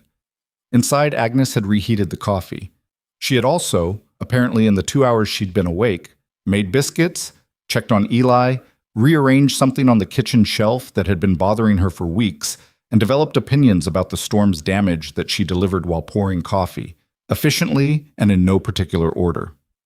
The next 3 days were the hard-working kind. Silas cleared the cottage interior on day 1. He and the 2 ranch hands, Dewey and Carl, who turned out to be more useful than he'd given them credit for, and who worked without complaint in conditions that gave him legitimate pause about asking them to.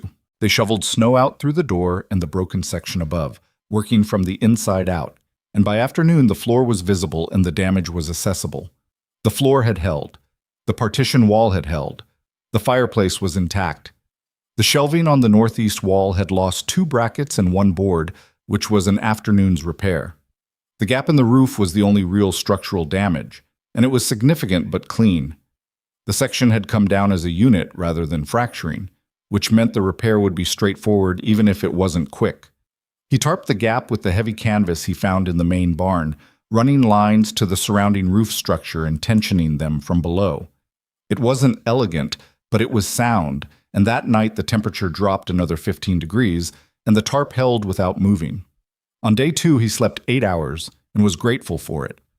On day 3, Lenora rode to town to check on conditions there and send a wire to Callaway, and she came back with Pete Garfield in her wagon because Pete's horse had thrown a shoe in the cold, and Pete was stranded until the blacksmith was operational again.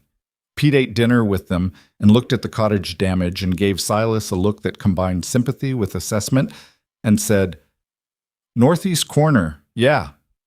"Yeah," Silas said. "I had a barn roof do the same thing in '89, Pete said.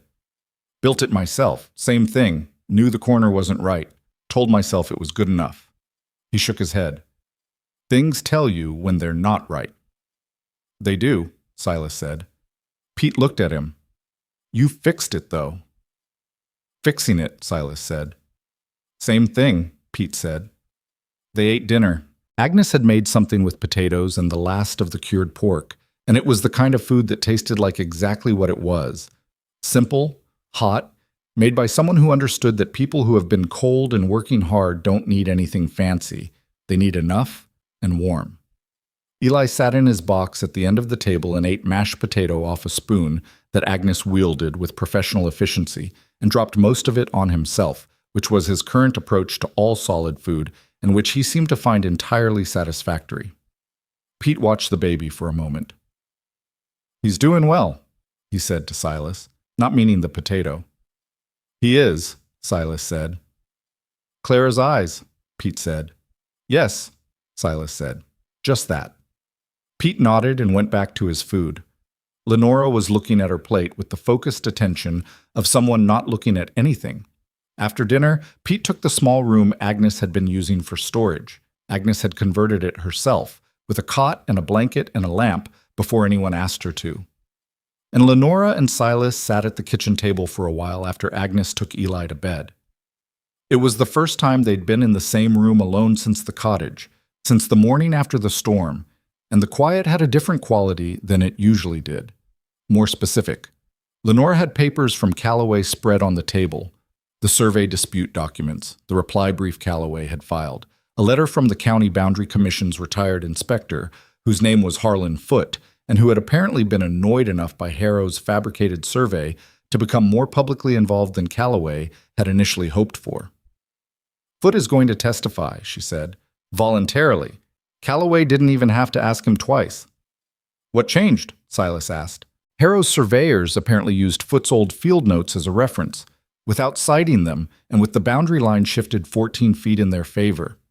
She said it without visible heat, but her hand on the table was not entirely still.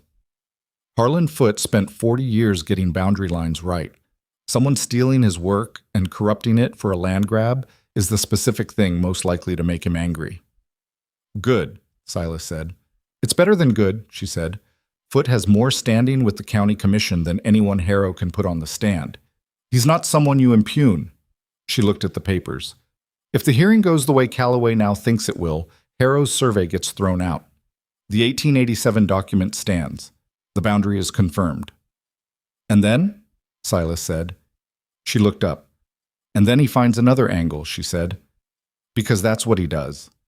But this particular angle closes, and that matters." "Yes," Silas said. "It does." She gathered the papers into a stack and squared the edges the way she squared everything, neatly, with the particular care of someone for whom order is not perfectionism, but a way of managing the world when the world is being difficult. "I want to ask you something," she said. She said it to the papers, not to him, and then she set the papers aside and looked at him. "All right," he said, "when Croft came." She paused. "When Harrow sent him with the envelope. You said you didn't ask how much was in it." "That's right," he said. "I need to know if that was for me or for yourself," she said. "And I need you to be honest." He looked at her. The question was more direct than almost anything she'd said to him in 2 months, and he understood why she was asking it, what the answer meant about what he was doing here, what he wanted, whether the ground between them was what it had started to feel like or whether he was deceiving himself. He thought about it honestly, the way she'd asked. "Both," he said. "At first I wasn't going to take it because I made a commitment and I keep those. That part was for me." He paused. "But the reason I didn't ask how much was in it, that was because I didn't want to know. Because if the number was high enough, and it probably was, it might have made me think. And I didn't want to think." He held her gaze. "That part was for you." The kitchen was quiet. The stove ticked. Somewhere in the house, Pete was snoring, which was the most ordinary sound in the world and oddly grounding. Lenora looked at him for a long moment. She had the particular stillness she got when she was deciding something, when the calculation was running and she was waiting for it to finish. "The cottage will be yours," she said, "legally, as agreed, when the repair is done and the trim is finished." "I know," he said. "I want to make sure you know," she said, "because what you just told me—" She stopped, started again, which was the first time he'd seen her have to restart a sentence. "That changes what I understand about why you're here, and I want to make sure you understand what I'm offering and what I'm not." He looked at her. He thought about what she was telling him, the careful linearity of it, The way she was being precise, not from coldness, but from a history of things going wrong when people weren't precise. "You're telling me the contract stands regardless," he said. "Yes," she said. "And that what I told you doesn't create an obligation in the other direction," he said. She was very still. "Yes," she said. "I understand that," he said, "and I'm not." He stopped himself, aware that this was a conversation that could go several wrong ways, and that he needed to say what he actually meant, not what would be easier to say. "I'm not under any illusion about what's happened here and what it means or doesn't mean. I know I came here with nothing and a contract and a broken-cornered roof. I know what that is." She looked at him. "I'm just saying," he said more slowly, "that when Croft held out that envelope, the thing that made it easy to turn down wasn't the contract. It was that I didn't want to leave." He said it plainly, without drama. "That's all. You asked me to be honest." She held his gaze. Something in her expression was doing the thing it did sometimes. The controlled surface and the less controlled thing beneath it, visible for just a moment before it settled back. "The hearing is in March," she said. Her voice was even. "We need to get through until then." "I know," he said, "and the cottage roof needs to be fixed properly this time." "It will be," he said. She stood, which was her way of drawing a line under a conversation. She picked up the stack of papers. "Good night, Silas," she said.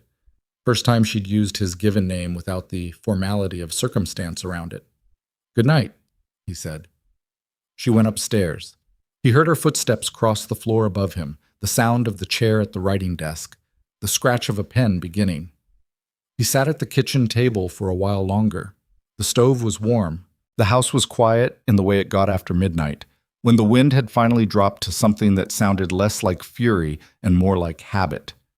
He thought about what she'd said, about what he'd said, about the space between what they'd both meant and what they'd actually allowed themselves to say. He thought about Eli asleep down the hall, flat on his back with his arms wide, trusting the world to hold still around him. He thought about the cottage roof, which he would fix right this time. No corners cut. No telling himself it was good enough when he knew it wasn't. He got up, rinsed his cup, and went to bed. Outside, the temperature kept dropping. The snow on the ground was the snow that had been there all week and was not going anywhere soon. But the sky overhead, for the first time in days, had begun to clear at the edges, the clouds pulling back from the stars in the northwest the way they'd come from, a slow and reluctant retreat. By morning, it would be cold and clear and still. The worst of it was over. Not all of it, not by a distance, but the worst of it, for now, was done. March came the way it always came to that part of Colorado, without apology, without warmth, pretending to be spring while still being winter in every way that mattered. The snow was still on the ground in patches, hard and gray at the edges, the kind of snow that had given up any pretense of being beautiful and was simply waiting to be done with itself. The hearing was set for the 14th. Calloway had been in Garvey for a week already, preparing. Harlan Foote had submitted his written testimony 11 days prior, and Calloway had sent a copy to Lenora with a note in the margin that said, simply, "This is enough," which, from Calloway, was the equivalent of anyone else setting off fireworks. Silas drove Lenora to Garvey on the morning of the 13th. Agnes stayed at the ranch with Eli and Dewey and Carl, and the goodbye at the back door was brief. Agnes handed Lenora a wrapped parcel of food for the road, looked at Silas once with an expression that communicated approximately 17 things, and went back inside before sentiment could make the air awkward. The drive to Garvey was 40 miles and took most of the day. They talked, and they didn't, in the rhythm that had developed between them over 4 months. Conversation that came and went without either of them working at it, silence that didn't require filling. He'd come to value that specific thing more than he would have expected. Some people made silence into a negotiation. With her, it was just silence. She had the survey documents in a satchel at her feet. She'd read them so many times by now that she could probably recite them, but she opened the satchel twice on the drive anyway, checked something, closed it again. He didn't comment on it. Everyone had their version of counting things on kitchen tables. Calloway said the judge is Elias Moorfield, she said, somewhere around the halfway point. You know him? Silas asked. I know of him. He's been on the district bench for 9 years. He's not Harrow's man. Harrow wanted the county level, where he has more pull, but the Boundary Commission dispute kicked it up to district. She looked at the road ahead. Calloway says Moorfield is a documentation judge. He goes where the paperwork points. Then the paperwork should point the right way, Silas said. It should, she said. Not confident, exactly. Careful. She'd been careful for so long that optimism felt dangerous to her, he'd noticed, like a step she wasn't sure would hold. It will, he said. She glanced at him. You don't know that. No, he said. But Foot's testimony is solid. The 1887 survey is unimpeachable, and Harrow's surveyors put their names on a document that uses a dead man's field notes without attribution. That's not a thin case, Lenore. That's a bad case for him. She was quiet for a moment. Then, I know, She stopped. You've been fighting this for 2 years, he said. It's hard to believe it might actually end. She didn't say anything, which was its own kind of answer. They stayed at a boarding house in Garvey that night, separate rooms, the kind of place that was clean and quiet and had no opinions about its guests. Calloway met them for dinner at a restaurant 2 streets over and talked for an hour and a half about the structure of the next day, what to expect, what not to expect, where Harrow's legal team would likely push and why it wouldn't work. He was the kind of lawyer who prepared the way builders prepare, checking every joint, every load point, every possible failure before anyone put weight on it. Silas listened to most of it and contributed when Calloway asked him directly about the men at the fence line in November, about Croft and the envelope, about the date and specifics of the fake surveyor's visit. He'd written it all down at the time, dates and descriptions, because Lenora had asked him to, and because he understood by then that Harrow operated in the spaces between what was documented and what wasn't. Calloway looked at his notes when Silas finished. You wrote all this down the same day? Yes, Silas said. In ink? Pencil first, then ink the same evening. I have the original. Calloway looked at Lenora. I want the original before 9 tomorrow morning. He can give it to you now, she said. Silas gave it to him then. Calloway read it at the table carefully and folded it into his case file with the reverence of a man who understood that sometimes a carpenter's handwritten field notes were more valuable than 3 lawyers' briefs. The hearing itself lasted 4 hours. Silas sat in the gallery. He was not a party to the proceeding. The contract was filed, his employment and future ownership rights were documented with the county, but the boundary dispute was between Blackridge Ranch and the Harrow Land Management claim, and his presence was as a witness if called and as a body in a seat otherwise. He watched the room. Harrow was there. Silas had never seen the man in person. He'd built a picture of him from everything he'd been told, the surveyors, the bank pressure, Croft on his expensive horse, and the picture had acquired a certain largeness in his imagination, the way threats do when you haven't seen their source. Gideon Harrow was a man of about 60, trim and well-dressed, with white hair and the tanned, weathered face of someone who'd spent a lot of time outdoors in his youth and had been spending other people's time outdoors since. He sat at his legal team's table with his hands folded and his expression suggesting he found the proceedings mildly tedious, which was either genuine confidence or a very good performance of it. He looked, Silas thought, like a man who had won a lot of things by being the most patient person in the room. And probably had. Harlan Foote's testimony? Delivered in person, because the man had driven himself to Garvey at 71 years old specifically to say what he had to say in front of the judge, who needed to hear it, was the center of the day. He was a small man, Foote, white-haired and deliberate, with the kind of voice that had spent 4 decades being precise about distances and degrees, and did not know how to be otherwise. He explained with charts and with his original field books from 1887 exactly where the Blackridge North boundary was. He explained with the same field books exactly how Harrow's surveyors had shifted that boundary 14 feet north in their filing. He explained, without editorial but with a specificity that left no room for interpretation, that the notations in the Harrow survey matched his own original notations in ways that were not coincidental. They used my numbers, he said simply, and then they changed the conclusion. Harrow's lawyer tried 3 different approaches to undermine Foot's testimony. Foot answered each of them with the same patient, unhurried precision, the way a man answers questions about things he knows completely and cannot be confused about because confusion requires uncertainty, and he had none. Judge Moorfield asked 4 questions. All 4 went to the documentation. When he was done asking them, he made a note and said nothing more until the end. Silas watched Harrow's face during Foot's testimony. The boredom had gone.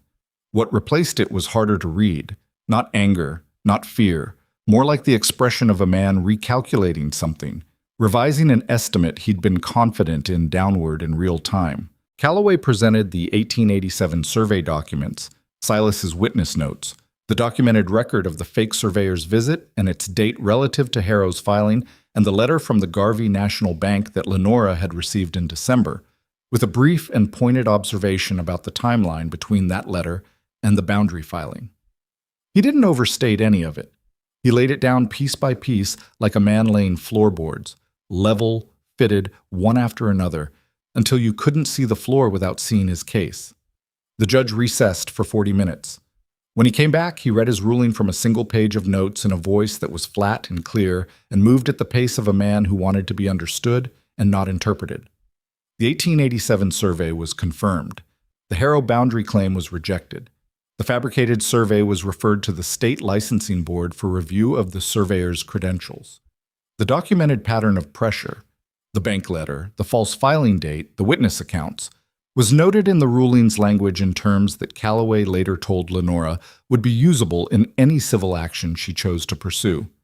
She didn't move when it was read.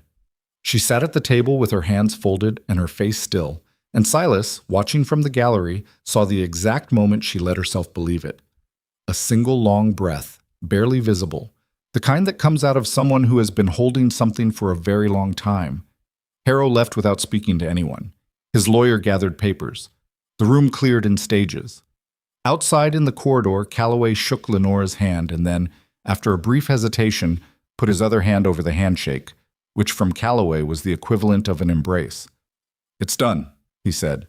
"The boundary question is done." "What about Harrow?" she said.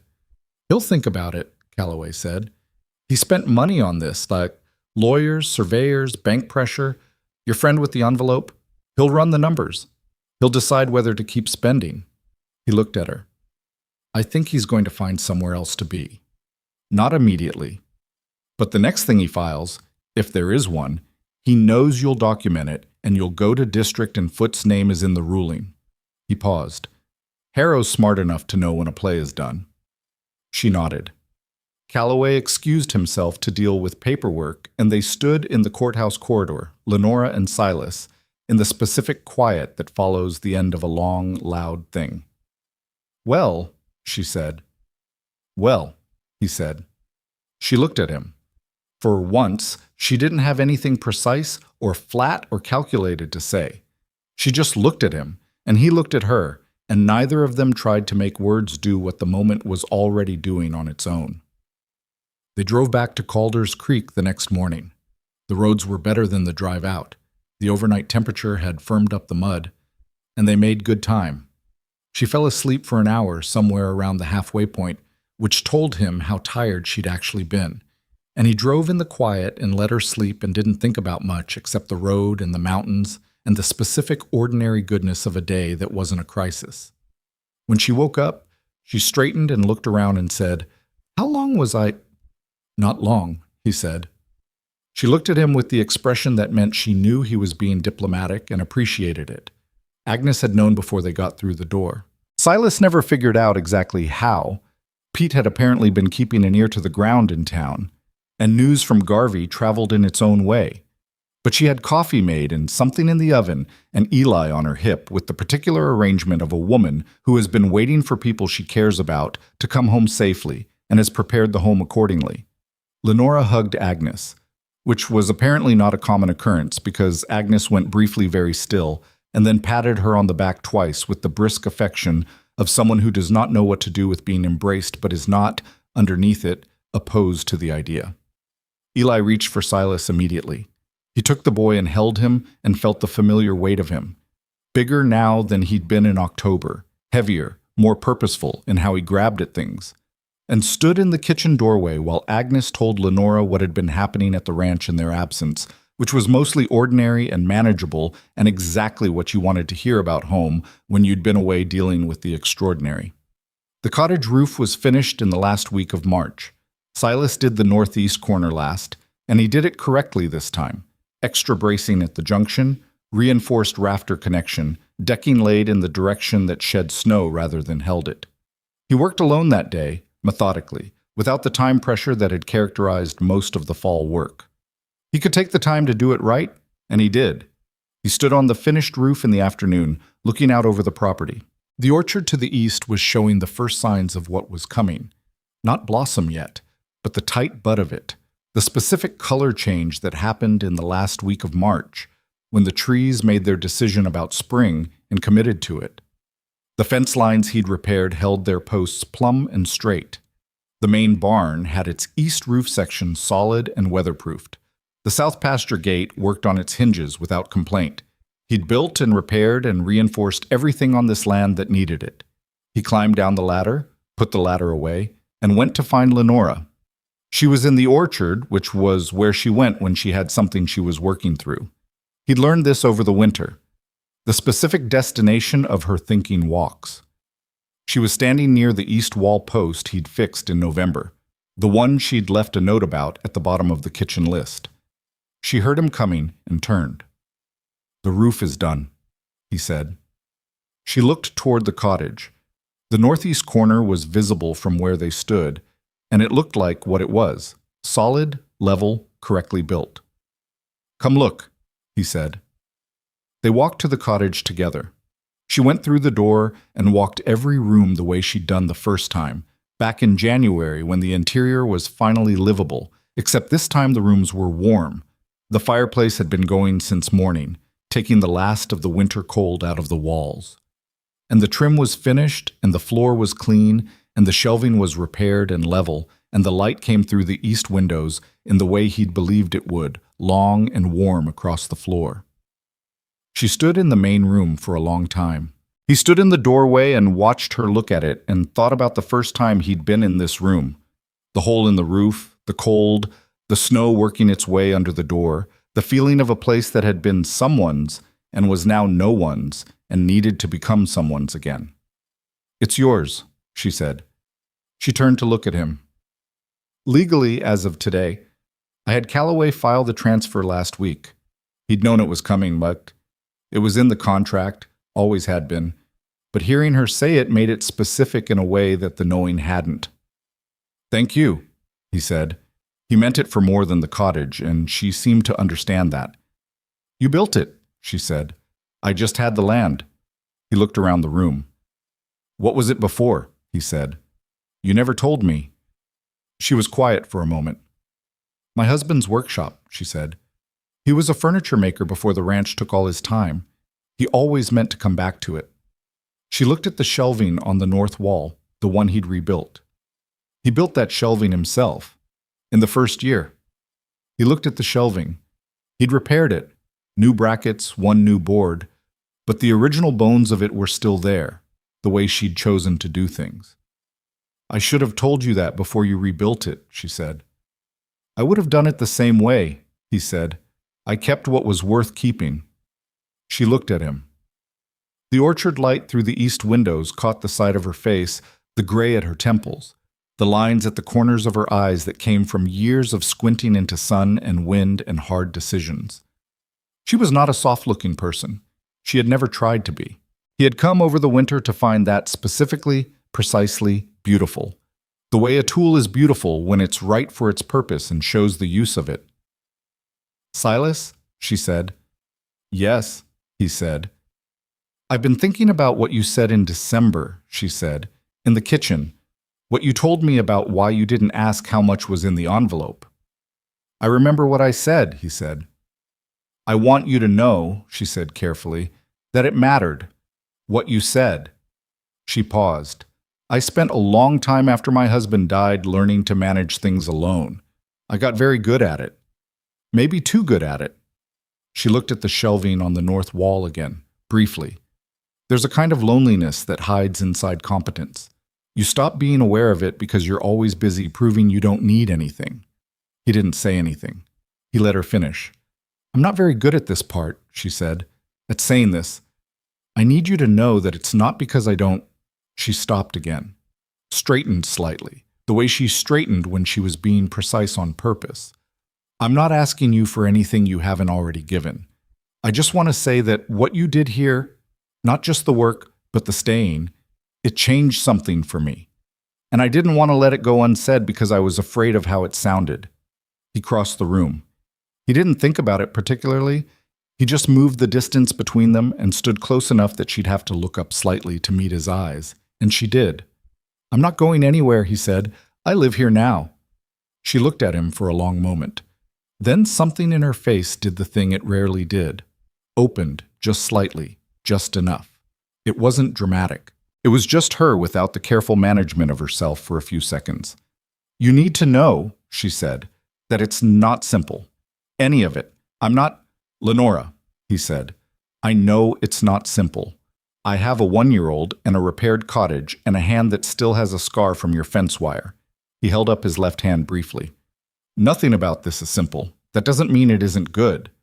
She looked at his hand, at the thin line on his palm from the blizzard night in December. No, she said finally, it doesn't mean that. Spring built slowly the way it does at altitude, gaining ground by degrees rather than leaps. The orchard moving from bud to blossom over the course of 3 weeks in April that Silas watched with the attention he'd once given to wood grain and frame angles. He knew now why she went to the orchard to think. There was something about trees deciding to bloom that was worth watching. Not for what it meant, not for any symbolism in it, just for the plain fact of living things doing what they were built to do after a long season of waiting. He planted a kitchen garden at the south side of the cottage. He didn't know that much about gardening, and he said so to Agnes, who provided instruction with the matter-of-fact thoroughness she brought to everything, and who corrected his spacing twice without making him feel bad about it. By May, there were seedlings in the ground, and Eli, 14 months old now, and moving under his own power in a lurching, determined way that alarmed everyone and could not be deterred, had already sat in the garden dirt on 3 separate occasions and had to be extracted. The railroad workers came in late April. Silas met the first of them at the fence line, 2 men walking the territory north of the property, surveying for a spur line that was planned to run through the valley by the following year. They were ordinary men in dusty coats, not particularly important in themselves, but they needed somewhere to sleep that wasn't a bedroll in the snow, and they asked at the ranch gate if anyone knew of places. He told Lenora. She thought about it for about 30 seconds and said, We have the north room, and the cottage isn't being used. It wasn't. He was sleeping in the main house, in the back room that had been his since October, and the cottage was clean and warm and sitting empty. I'll ask if they need it, he said. They did. Others followed. Not a flood. Just a steady trickle of men working the valley, surveyors and laborers, and a supply clerk who stayed for 2 weeks and turned out to be a reasonable hand with horses when he wasn't clerking. Lenora charged fair rates, provided meals through Agnes, and discovered that having people coming through the property served as its own kind of advertisement for Blackridge Ranch's stability and continued existence. Harrow, as Calloway had predicted, did not file anything further. There was a period in April when Silas half expected something. Another man at the fence line, another letter from a bank, but it didn't come. What came instead was a rumor from Pete that Harrow had turned his attention to a large land parcel 2 counties north, which had better rail access and less complicated legal history and presumably an owner less willing to document everything and drive to Garvey. Silas didn't feel satisfaction about it exactly. More like the absence of something that had been taking up space. The school came out of a conversation in May, at the kitchen table between Lenora and the supply clerk's wife, who had come to collect him at the end of his 2 weeks and who mentioned, while drinking Agnes's coffee, that the nearest school for the railroad family's children was 11 miles away, and the road was impassable 3 months of the year. How many children? Lenora said. The woman thought. 7 that I know of, probably more by summer. Lenora looked at the window. She had the expression she got when she was running numbers, except the numbers were different this time. Silas recognized it, but couldn't read it. After the woman left, Lenore said, "The storage building at the north end of the property, the one past the second barn." "It's sound," he said. "I checked it in February. The roof is good, the floor is solid. It needs windows and insulation." She looked at him. "How long?" "6 weeks," he said. "Maybe 5. "There are children who need a schoolroom," she said. It wasn't a question or a proposal. It was the same voice she'd used the first day in her barn, the same flat, factual delivery of something she'd already decided. "And I have a building." "You have a building," he said. She nodded once. "I'll write to the Territorial Education Office." He built the schoolroom in 5.5 weeks. He put in 4 windows on the south side because the south light was the best light for reading, and he remembered this from his own schooling, a one-room building in Missouri with inadequate windows, and a teacher who made up for it by being relentless. He built desks himself, simple, solid, sized for children, and a larger one at the front for whoever would teach there. He was not a furniture maker, but he was a carpenter, and the distinction mattered less than the result. Agnes found the teacher. She appeared to know a woman in Garvey who had been a school teacher for 15 years and was unhappy in a position there for reasons Agnes described only as political, which in Agnes's vocabulary covered a wide range of situations involving people behaving badly. The woman's name was Ruth Adler, and she arrived in June with a trunk of books and a no-nonsense manner that reminded Silas, in a precise and specific way, of Agnes herself. And when he said so quietly to Lenora, she pressed her lips together in a way that meant she was suppressing a smile. The nursery for seedlings and young plants was Lenora's idea, born from a conversation with a struggling family who'd come through the property in late spring trying to establish a kitchen garden with seeds that hadn't survived the transport. She had seed stock from the orchard trees. She'd been saving and cataloging it for years, the way her husband had taught her, and the logical extension of having it was making it available. By July, they had 12 families who had taken seedlings from Black Ridge Ranch and planted them. By the following spring, several of those families would come back with surplus seeds of their own to add to what Lenora was growing, which was how things spread when they're built on actual exchange rather than charity. Not all of it worked. 2 of the orchard seedlings she gave away died in June because the soil east of the valley was different than Black Ridge's, and she hadn't accounted for it. She'd stood looking at the dead seedlings in the woman's yard with an expression of genuine, unguarded frustration, and the woman, a practical person, a farmer's wife, had said, "What do we plant instead?" And Lenora had said, "Let me think about it," and had thought about it until she had an answer. This was the thing about her that Silas had come to understand most clearly over 12 months of watching. She didn't get things right because she was exceptional. She got things right because she refused to accept that getting them wrong was the final result. She kept thinking until she had the answer. It was not glamorous. It was not the story people would tell, but it was the actual engine of everything Black Ridge Ranch had become and was becoming. The wedding was in September, beneath the orchard trees he'd pruned the previous winter, and that had bloomed in April and were now heavy with the last of the season's fruit. It was a small ceremony, not because they couldn't have made it larger, but because neither of them wanted larger. Pete Garfield stood up for Silas. Agnes stood up for Lenora, which had apparently been understood between them since approximately the previous November without either of them saying so. The judge who performed it was Elias Moorfield, which Calloway had arranged with what Silas suspected was quiet satisfaction. Eli stood through most of it in Agnes's arms, wearing a small white shirt that he had already gotten something on, regarding the proceedings with his mother's eyes, calm, focused, missing nothing. He was 15 months old and had opinions about everything. He'd started saying a handful of words, most of them practical, more and no and down, and a sound that meant Agnes, that was not precisely Agnes, but that Agnes recognized and responded to without comment. When the ceremony was done and the small crowd of people they loved were eating Agnes's food under the orchard trees, Silas stood at the edge of the gathering for a moment with his son on his hip, looking at it all.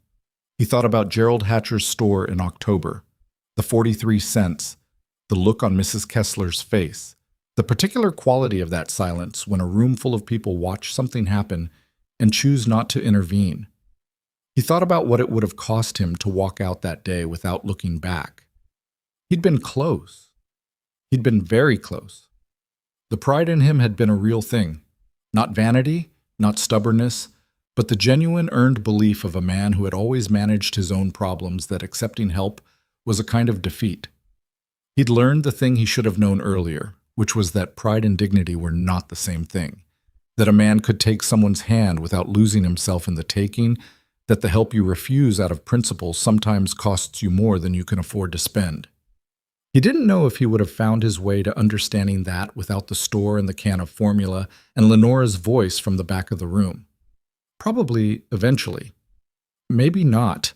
The frontier was large enough to get lost in if you were determined to manage alone, and he had been very determined. Lenora came to stand beside him. She was holding a glass of something Agnes had made that was technically cider and practically stronger than that. She looked out at this gathering, Pete laughing at something, Ruth Adler in conversation with the railroad supply clerk's wife, two of the orchard children playing a game near the fence that involved rules none of the adults could follow. "What are you thinking?" she said. "About October," he said. "About Hatcher's store." She was quiet. "I keep thinking about all the things that had to go wrong for that morning to happen," he said, "and how if any one of them hadn't gone wrong, I wouldn't be standing here." "That's one way to look at it," she said. "What's another?" She considered. "That some things happen in the order they have to happen. Not for a reason, just in order." She looked at Eli on his hip, at the smear of something on his white shirt. "You were going to be a good father regardless of where you ended up. You were going to be a good carpenter." Those things were already true. "They weren't doing much good in that store," he said. "No," she said. "But they were there, waiting." She looked at him. "I was there too, waiting, although I didn't know it." He looked at her. He thought about saying something and decided it wasn't necessary. What was true between them by now didn't require constant articulation. It just was. Eli reached across to grab Lenora's braid with his customary directness, the same gesture he'd made the first morning in Agnes's kitchen, and Lenora let him and stood there with her hair in a 14-month-old's fist looking entirely like herself. "He's going to do that forever," Silas said. "Probably," she said. "You don't mind?" he said. "No," she said. "I don't mind." And the orchard light was doing what it did in late afternoon in September, going gold and deep, the kind of light that made everything look significant, which Silas had learned to be skeptical of. Light didn't make things significant. Things were what they were, regardless of the light. The light just made them easier to see. He saw them clearly enough. A piece of land that had been held against pressure and kept. A cottage that had been rebuilt from the corner out. A schoolroom with 4 south-facing windows. Children who would learn to read in that light. Seeds in the ground that would become food for families who needed it. A small boy growing up in the knowledge that belonging somewhere was not a matter of wealth or standing, but of who showed up and stayed. None of it was the result of a single heroic act. It was the result of 2 people who were tired and imperfect and stubborn in their different ways, deciding over and over in the small daily moments that don't look like decisions but are, to keep going, to do the work in front of them, to tell the truth when it was uncomfortable, to hold the line when it cost something real. That was the whole of it. That was all it had ever been. The gathering wound down the way good things wind down, slowly, reluctantly, people finding reasons to stay a few minutes longer. Pete was the last to leave, which surprised no one. He shook Silas's hand at the gate and said, "Good," which was Pete's full vocabulary for what he actually meant. And Silas said, "Yes," which was his. Agnes put Eli to bed. Lenora sat on the cottage porch in the dark, and Silas sat beside her, and they listened to the orchard settle into night around them. The small sounds of it, the last birds, the wind in the upper branches moving the fruit that was still there. He thought of Clara. He thought of her without grief, without guilt, which had taken most of a year to be able to do. She would have liked this place. She would have had opinions about the garden spacing. She would have told him to fix the northeast corner properly the first time and been right about it. He carried her with him. He always would. That was not the same as being stopped by it. "Agnes is going to rearrange the kitchen again this week," Lenora said. "She does it every season," Silas said. "She told me it helps her think." "What does she think about?" he asked. Everything, Lenore said. She thinks about all of it. He laughed, quietly, in the dark. She did too. Her version, which was small and specific and didn't happen often, and when it did, it meant it was real. They sat there for a while longer, not talking, not needing to, just there, in the dark, in the place they'd built together out of what had been broken and what had refused to break, listening to the orchard do what orchards do in September. Let go of what it had grown, slowly, one piece at a time, making room for what was coming next.